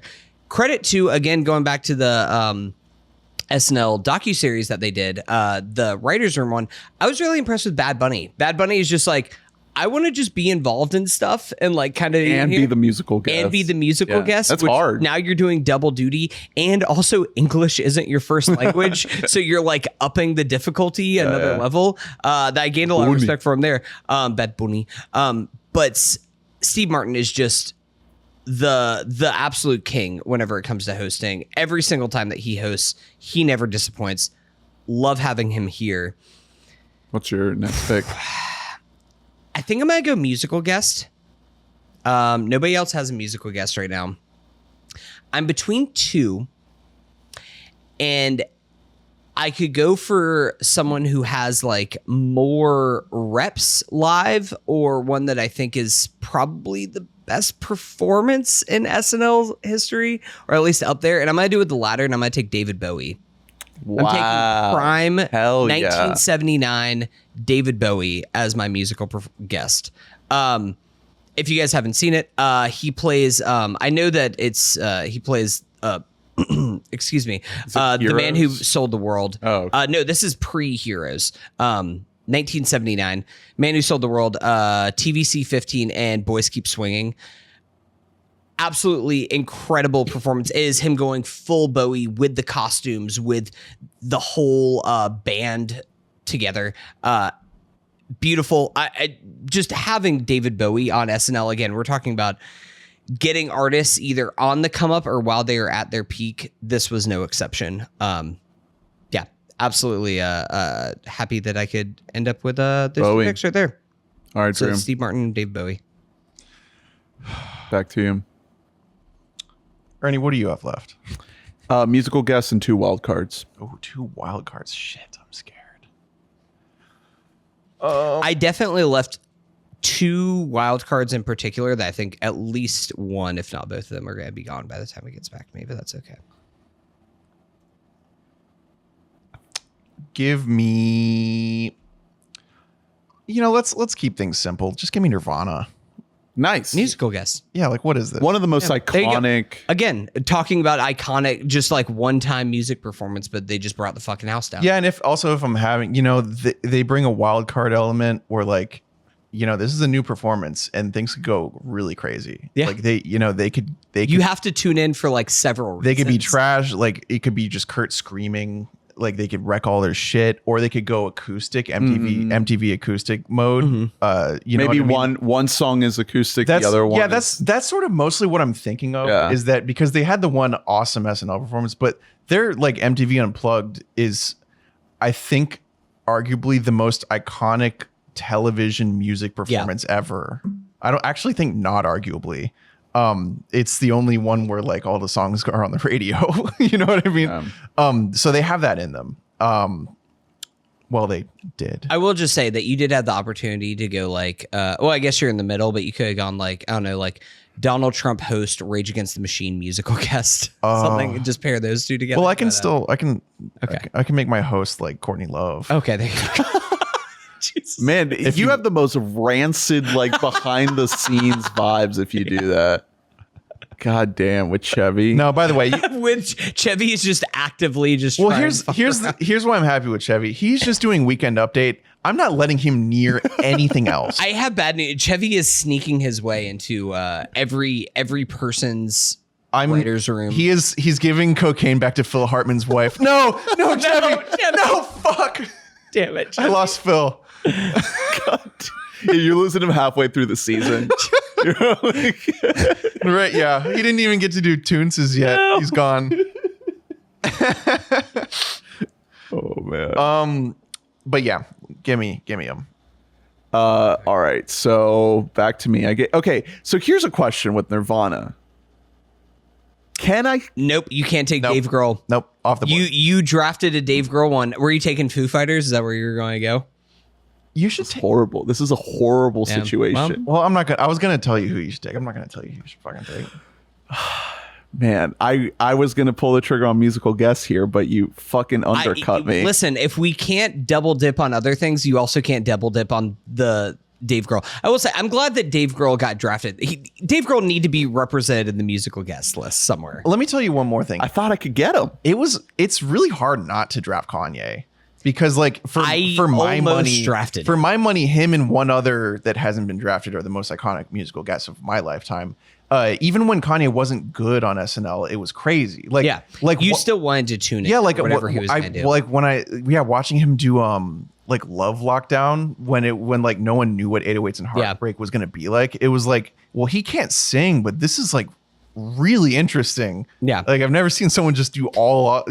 I almost took him over Bowie, but again, I want to have like a positive week while filming this my episode. Oh no, Bowie's giving cocaine. He's snuck over to my cast and he's giving it to Phil Hartman's wife. Oh no, don't worry. Him and Norm are getting down with it though. They're cool. Bill Hader is holding his knees in the bathroom. But okay. Shit. All right, I'm gonna hold on my musical guest for a second here. I won't pull the trigger yet because I need to recalibrate. You now technically don't have to until your last pick. Yeah. Unless Drew and I draft a musical guest who also has been on the cast. I am going to take. I need someone who is really versatile here, who can kind of like fill a lot of different roles no matter where we need him. I'm going to take Jason Sudeikis. I have Sudeikis like higher on my list than I think most do, because I think that Sudeikis plays a great everyman. Oh yeah. Again, fantastic. He's a steady hand. The word I was looking for with Phil Hartman is he's a good blowhard. He's a good kind of pompous, but not like evil guy. Really good at that. He also is a good writer. Yep. He was a writer before he was on the cast. And yeah, he has a lot of a lot of recurring stuff that like his performances aren't really necessitating, but he's just really good at writing them. Yeah. He first got on the air doing the 2 A-holes with Kristen Wiig, and they did like 1 billion of those. Most people now know him as Ted Lasso, but I feel like he can bring a lot more to the table than our lovable football coach Ted Lasso. And I'm really looking for someone who is obviously like very talented, very funny, can bring it, but also can just be the guy who keeps it toned down while everybody else is fucking popping off. Yeah. So that's Sudeikis. My next pick, I gotta go with one of the GOATs. He can't go undrafted. Keenan. Have to take him. Yeah. He is longest running cast. Keenan Thompson. Yeah. He's become very underrated. Makes it look so easy. Just effortless. The line that I said about Maya is actually I stole it because it's actually said about Keenan that like a lot of the time in a script they write Keenan reacts. Yeah. Because he's good. And it always works. They don't have to write a joke for him. He's just good. He sells everything. Yeah. He's a great. Yeah. It's crazy really that he went this late, but I couldn't leave him on the board without grabbing him. I mean, he is so consistent and so funny, this is a comedy show, and I laugh almost every time that they cut to Keenan. I will say, I do think that maybe it's just me personally, because it's like Keenan, he's definitely not bad. I'll never say that about Keenan, but it's almost like Keenan doesn't need to try anymore, which is almost disappointing because I know how funny Keenan is, but it's like he hasn't been challenged on SNL in like 10 years. But he's always funny. He just well, I think he just kind of got out of the way like he was like, I don't need to do characters anymore. Like I'll let the kids like have the shine. Yeah, he almost is like the grandpa still there. And I almost wonder if maybe he'll stick around for another season or two. But I feel like he was just staying for 50. And I do wonder if he might just retire at this point. Paycheck. I guess, but I don't know, do a ton, but he's become underrated because he's a punchline for being there for so long. And like you said, he's taken his foot off the gas. But he, in his heyday especially, he had the recurring things. Yeah. He had What Up With That. He had I got Sudeikis for What Up With That. He had like he can do the tracksuit. He had You're Jean right. K. Jean was great. He had a lot of great update pieces. Like he would be David Ortiz in like peak Peak Poppy era. Yeah. And literally the joke original dog from Beethoven. That was exactly. so good. The jokes would so literally good. just be him reading like Spanish menu items in a really funny good. voice, and he would always every time he's like, it killed. "They got mofongo." They got papas fritas. I used to, so it's good. really yeah, good. I used to really do that as a good. kid Really, just to really like make good. my mom laugh. I'd be like, "They got mofongo." Every time Lee and I just see a dog, we're just like, the original dog from Beethoven. Is any dog, any breed. It doesn't even have to be a fucking Saint Bernard. That's really funny. I will say, and this just made me think about this now, so I wanted to say, in the audition tape, Bobby Moynihan gets a decent run. Hey, I and was so happy. Here's the thing.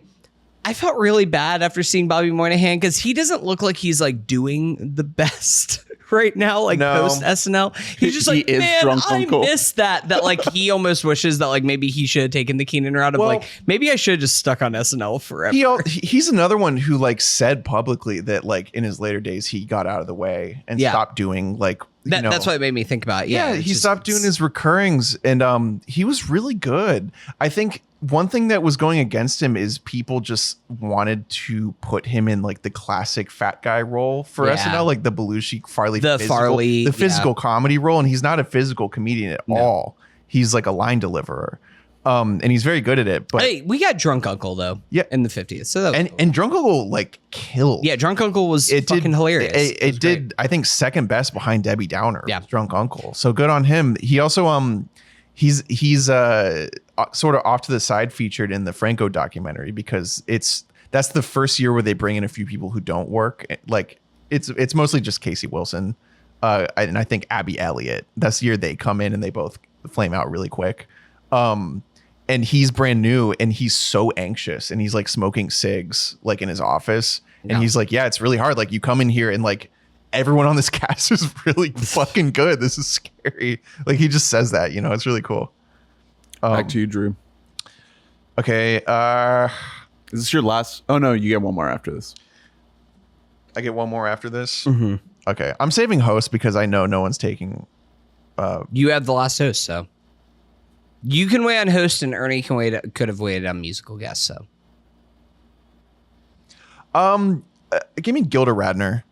great. I'm so glad that she did not go undrafted. Like she has to. Yeah. Yeah, she is. I think the second most important female comedy actress of all time. If you watch or listen to any comedy like documentaries or whatever, if you're hearing female comedians talk about who influenced them, number one is Lucille Ball, and then number two is Gilda. Crazy how funny she was, like in the 70s, getting big airtime in like a packed cast of like actual stars. You know what I mean? Yeah. And she was doing things that were like really new at the time, like doing like news anchor like parodies of like real people, like Baba Wawa and Rosanna Dana, which I didn't even know, until more recently is based on a real person. But yeah, at the time apparently it was just killing because everyone was like, oh, we know who that is. She was really, really cool. She's absolutely off the wall zany. She also does a good job blending in sketches. She's a legend. She's the one they held up the picture of at the end, right? Yeah, she's so well remembered too. Like everyone around her. She was a cool person. I think she died of ovarian cancer. Yeah, I read about it. Yeah. Something like that. It was actually a really important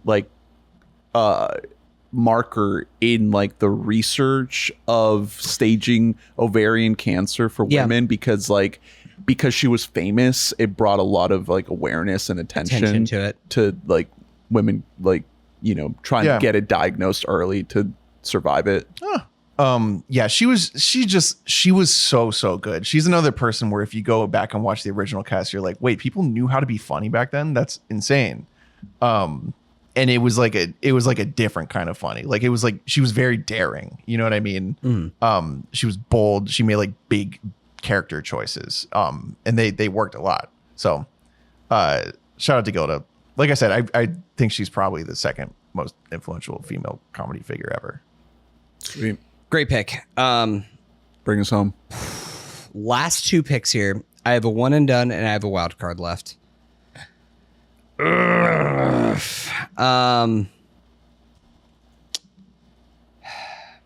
looking at my cast right now. I'm trying to figure out like what we need, and I do think that we need a little bit. We do need some oddity in there. We need something for like for the real ones, for the heads. We have a little bit of that littered in here, but we need a little bit more. Looking for the sickos. We need to dip from Ernie's list and get a little bit weird on here. With my one and done, I'm going to bypass some bigger stars here, and I'm going to take Janine Garofalo. Yes. What a great pick. Oh my God. Here's the thing. I think that Janine Garofalo in a different timeline could be the Sarah Squirm. Like, I think that she actually like has that kind of almost anti-humor to her. Had the opportunity to see her live in New York, and that's her like whole shtick is kind of the bombing on stage. And I think that there's a version of that, like where you can bring her in to do some update stuff. You could have her come in and just kind of do her like weird meta hat on a hat kind of humor that she excelled in. See Wet Hot American Summer. Like, I think that I want to do a lot of her career over again, but especially like her time at SNL, because she was too ahead of the time with her comedic sensibility. So get her back in there. She's goated. Here's what I'll say. She just doesn't fit on SNL. Her entire like comedic ethos is like stripped down and like under prepared and like underwritten. And so like sketches are almost out of the question for her. See, I don't know. I think that if we got her with the right group, I almost think that she could have like I want her having the Will Forte treatment where I'm like, you just bring me your script that you wrote. Yeah. I wonder like what it would be, because I don't think we ever even like, I don't know. I couldn't name a single thing she did. I mean, she didn't really. She was also like not in a great time period of SNL. Whenever she was on, course. she was in. But well, that said, though, you're definitely right that she is like a legend, and I'm sure SNL is very upset that they couldn't figure out what to do with her. Right. Even though, I mean, generally the world kind of couldn't. Like, I think the world has failed her. So where I was at, I can say this because we've all drafted a one and done now. I was between her and Sarah Silverman, because I think both of them have a little bit of that type of sensibility that I want to bring in here. I already got some studs. I don't want to bring in Billy Crystal. I don't want to bring in Ben Stiller, as much as they might be like bigger draws to come in here. I don't know where they fit in on this team that I am assembling. Yeah, that's the thing with those guys. Yeah. It's like you're either all or Billy nothing. could fit in a little bit more. Ben, I don't know so much, but listen. So I got Janine. My last pick here. Jeez. God, looking down the list, there's so many just like absolute all-stars that are going to go undrafted here. Shout them out. Well, I'm not gonna. You guys still have some picks left. I'm not gonna give you guys. I mean, all I have is musical guests. You have musical and guests. then Wait, Drew who do you have host. left? Oh, you have host left. Yeah. Oh wow. So yeah. So I have the last actual cast member. So just a few. And I'm not vamping at all here. Dan Aykroyd, Bill Murray, Molly Shannon, Mike Myers, and Dana Carvey. Neither of them been taken. That's crazy. Wayne's World. Chris Parnell. Which, talking about Sudeikis, everything that you said about Sudeikis, I think could be applied to Chris Parnell. And also just like one of just the straight funniest guys alive. Kate McKinnon, Tim Meadows. Where my Tim Meadows heads? I wanted to get a spot from him. He was low key, he was on for like 10 years in a time when no one did that. Yeah. But the whole 90s, he's on SNL. It's just because it's not a very well remembered time period of SNL, but no, Tim Meadows is great. Some of the newer people: Taran Killam, Vanessa Bayer, Cecily Strong, Tracy Morgan, and then Chris Farley and Daryl Hammond. Yeah, so Farley is someone, again, who I think has become underrated because he was thought of as overrated for so long. Because, yeah, he does kind of have to be the star most of the time of your sketches, but he was really good at that. Like, he was like, I think the best physical comedy actor ever. It's like him or Chevy Chase. He was really special. So who are you taking? I'm gonna take Dana Carvey. Nice. Okay.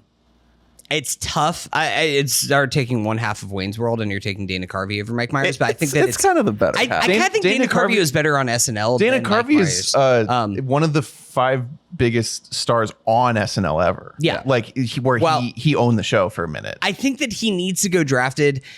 To be honest, it's between him and Molly Shannon. I love Molly Shannon. Yeah, like if there was one more round of this, Molly Shannon would be my pick too. Have you watched the other two? No, I haven't. Dude, she's awesome. fucking good. I need to. I love Molly Shannon. I've always been a huge fan of hers. She plays like the mom of like Justin Bieber, basically, and then she like gets her own show. That whole show is so good. It sucks that Chris Kelly's a bad guy. Guy who wrote it. Former head writer of SNL. Yeah, well, Chase Dreams. Listen, I got the kid's name is Chase Dreams. Wait, his name, her son's name is Chase Dreams. It's so fucking cool. It's really funny. It's great. I'm gonna go. What a great show. This up. You'll be mind blown by how good it is. I'm gonna like call you guys and be like, dub me over. I said Molly Shannon, not Dana Carvey. No, Carvey is like... Yeah, no, I have no regrets. Dana Carvey in the last round of this with draft, 50th, we've been reminded of his power. Yeah, which is then weird that he wasn't actually on the 50th because he was in like, doing I don't know, 6 different episodes putting up leading up numbers. to this. But great. Yeah, he was a force on SNL. Like he was the star of the show after Eddie Murphy was. And he ran shit for years. I am getting impression kings. And then also the guy who cannot do any impressions in Andy Samberg, except for Nicolas Cage. But we're just gonna have them all together in a group, and it's gonna. Carvey, he's the one that like was lost to the sands of time. How big a deal he was because the peak of his career was on the show. Yeah, unfortunately, but like. He burned so fucking bright on that show. Like so good. He was on there like outshining a good cast. He was on there outshining Mike Myers and like, and even like in the later years, like Sandler and Farley and all, like he was just, he was a monster. The only reason I didn't take him is because I got Martin Short and they're like way too similar. That's true. Yeah, they're the same guy. I was looking whenever making this list of, I don't want to have too many overlapping talents. And again, Dana Carvey and Janine Garofalo, like I can just imagine them just doing bits together as like you're towards the end of the night, we're going to get a little bit weird, but also Dana Carvey, he can sneak in and do, he's never man. He can be in 6 sketches throughout the course of the night. So he's crazy. Great. Yeah. He was the man. I always tell people who don't know about that Dana Carvey, just ask your parents about chopping broccoli and ask them to try to explain it. And first of all, they can't explain it. They don't know why it's funny. They just think it's funny. They're like, oh my God. Yeah. Chopping broccoli. Funniest thing. All right, Drew, host, your final pick. So my favorite hosts of SNL are not people who blend in necessarily. It's people who bring their own energy to the show. I like people who don't work in comedy hosting SNL, but who are just really good at delivering the goods, whether or not they understand the goods. The best example of it, I'm not picking this person, but for example, Peyton Manning. One of the best. That would have been really funny. Fantastic. Peyton Manning. Yeah. Peyton. He's the best athlete. And you're like, and that's why I'm taking his brother, Eli. Eli did okay, but like Peyton he's a great Remember example. Tom Brady hosted SNL and he was fucking awful. He has the Tom Cruise thing where it's like he wants to be perfect and therefore he's terrible on SNL. Also, he has never laughed. Yeah, he wants to be cool and he's not. He's yeah, so not cool. I'm taking Chris Walken. Great Whoa, pick. I nice. love that pick. He low-key hosted a bunch of times. Like probably Innie or Audi walking? facts. Probably Audi. I'm taking Bert. Yeah.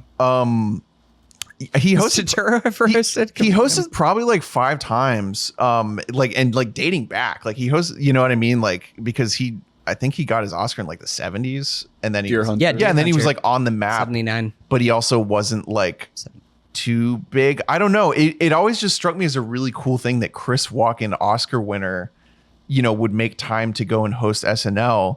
And there are 2 particular episodes. One with the early 2000s cast, and then one with like that peak 2008 cast that are just like seared into my brain because obviously like there's more cowbell. The writers knew how to make use of the fact that him like saying things is really funny. Yeah. Like the way if you just like write a strange line for him to say, it's gonna get crazy laughs because he says shit weird. They do specifically I think it's in the music documentary. Dave Grohl talks about like, so whenever I say Foo Fighters, is the emphasis on Foo or is it on fighters? Fighters. The fighters. There's really and Dave no is one like, oh my him. God, he's gonna do it. I have to tell him that the emphasis is on fighters. Yeah. It's just he's such a fascinating person in all these sketches because he just kind of glides through them with a very distinct energy. And I think a lot of it is kind of like Peyton Manning where like he's definitely funny, but he's not trying. He's playing it serious most of the time. He's not with sincerity. He's just not trying to be funny. He's not like doing the thing a lot of hosts do where they're like, oh my God, finally I can do SNL. Like these are my freaking people. I love y'all. Which by the way, I'm talking about a lot of the people that I love. Yeah. And I love when they host, but it's like, you know what I mean? Like, it's more like, oh, I'm excited for you. Mm-hmm. With Chris, it's like it's just cool that like this, infinitely cool, like eternal man is popping in and you can make him say any line and it's funny. You can put any outfit on him and wig and it's fucking hilarious. The ensemble sketch where the whole cast is his family and they're all doing walking impressions is one of my favorite sketches ever. Yeah. There's just so much you can do with him, and it's not because he's like some vaunted comedic legend. And that always fascinates me. Another good example of that is Malkovich when he hosted. Yes. Almost for the exact same reason. Yeah. He just isn't as good as Walken. But like it's just cool to me when people like that host. 2 things. One, Walken's hosted 7 times. Nice. That's crazy. That's great. That's amazing. 2, I am shocked of 2 people that did not get taken as hosts. One, Hanks. Your girl, Emma Stone. Yeah, I know. I think that Emma Stone would have been very worthy. She is incredible as a host. And Hanks is one of the best to do it. I know. Very, very involved in the 50th. But I'm surprised you didn't take Ariana Grande.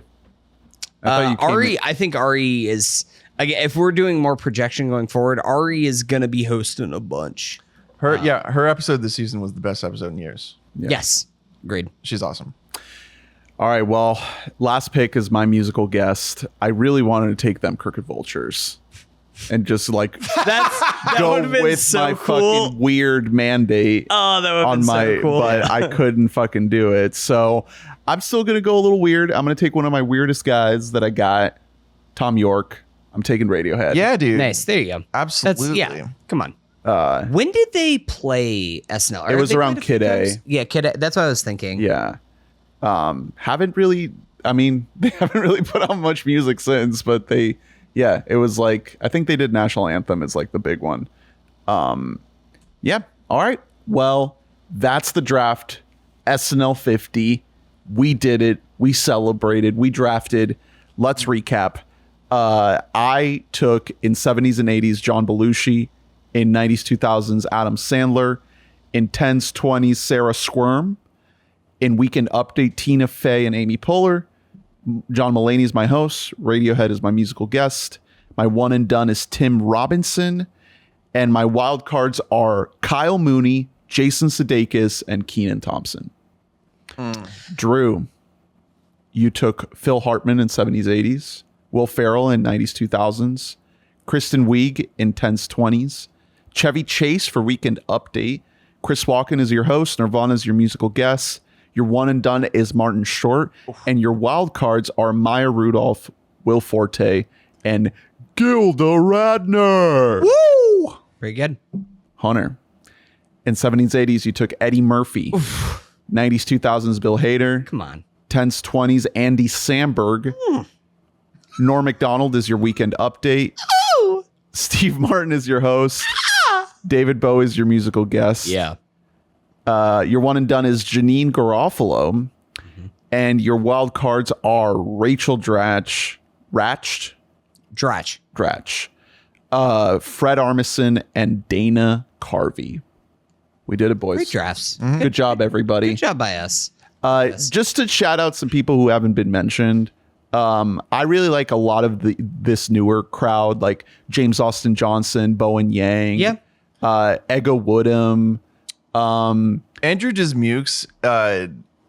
If we had to draft someone from 2020s, he'd be my second choice after he's really good. After Sarah, because I think Michael Longfellow is also really good. Man. Michael Longfellow. There's a really good group right now. Yeah, man. There's a good cast. Marcello, obviously, and then obviously people like Cecily Strong, Beck Bennett, Colin Jost, Kate McKinnon. I almost did Cecily. She's one of the most underrated ever. The other one, I think the most underrated person ever on SNL is Anna Gasteyer. I wanted to take her really bad. I had to. Yeah, she's fucking incredible. Surprise one and dones. Nobody took. Well, I guess not shocked because there's a lot of them. But I mentioned Billy Crystal, Ben Stiller, Rob Riggle, Laurie Metcalf. I want Rob Riggle on my fucking team. Jenny Slate. Get that guy. I'm all about charisma. Jenny Slate. Definitely could have. Slate, I think, could have fit in really Absolutely. well. She said "fuck" on the air. Never recovered. Bummer. We've mentioned so many musical guests, but I mean, Paul McCartney, Pearl Jam, Paul Simon, Beyonce, the legend, Justin Timberlake. Beyonce. Yeah, exactly. There's a lot. Sweet. All right. Also, Arcade Fire. Yeah, I shouted them out earlier. They're very high on my list of best, just like performances that kind of changed the way that I thought about a band. I remember watching them perform Wake Up on SNL. I was like, oh my God, who the fuck are these guys? Remember the sketch when Tina Fey hosted that was like new cast member or member of Arcade Fire? It was a game show. Great. That's a good. And it was the season that Kyle joined. Yeah. So they bring out Kyle. He looks so much like he's in Arcade Fire. All right. Well, we can wrap it up there. Thank you all for listening. Please rate and review and subscribe, like and comment, and let us know your thoughts on the draft and all the SNL goodies we talked about. Check out WeBoughtaMic.net and get every episode in your email inbox. Join the Discord, patreon.com/WeBoughtAMic, $5 a month. Support the show. Thank you all, you beautiful donors. Next week, we are... Can we say it? Talking T2 Judgment Day with a special guest. We're doing a series for us. Starting with the winner of last year's, or I guess the previous year's Fantasy Film League, because now Drew... Turns out we've been doing this Tom v. Tom series for quite a long time. Drew is now the reigning champion of the Fantasy Film League. But we got to fulfill the winner of the previous one, Colin. Yeah. He picked T2. We're talking T2. But yeah, and then some other personal picks as we continue this post Tom v. Tom series. Also, we got some nice new releases coming. We got Sinners. The new Ryan Coogler is around the corner. We've got the Minecraft movie coming. Yep. Yeah. Absolutely. And then a little Ethan Hunt is also coming. So get ready for the final reckoning. So stick around for that. Thank you all. We'll see you next time. We love you. Bye. Bye.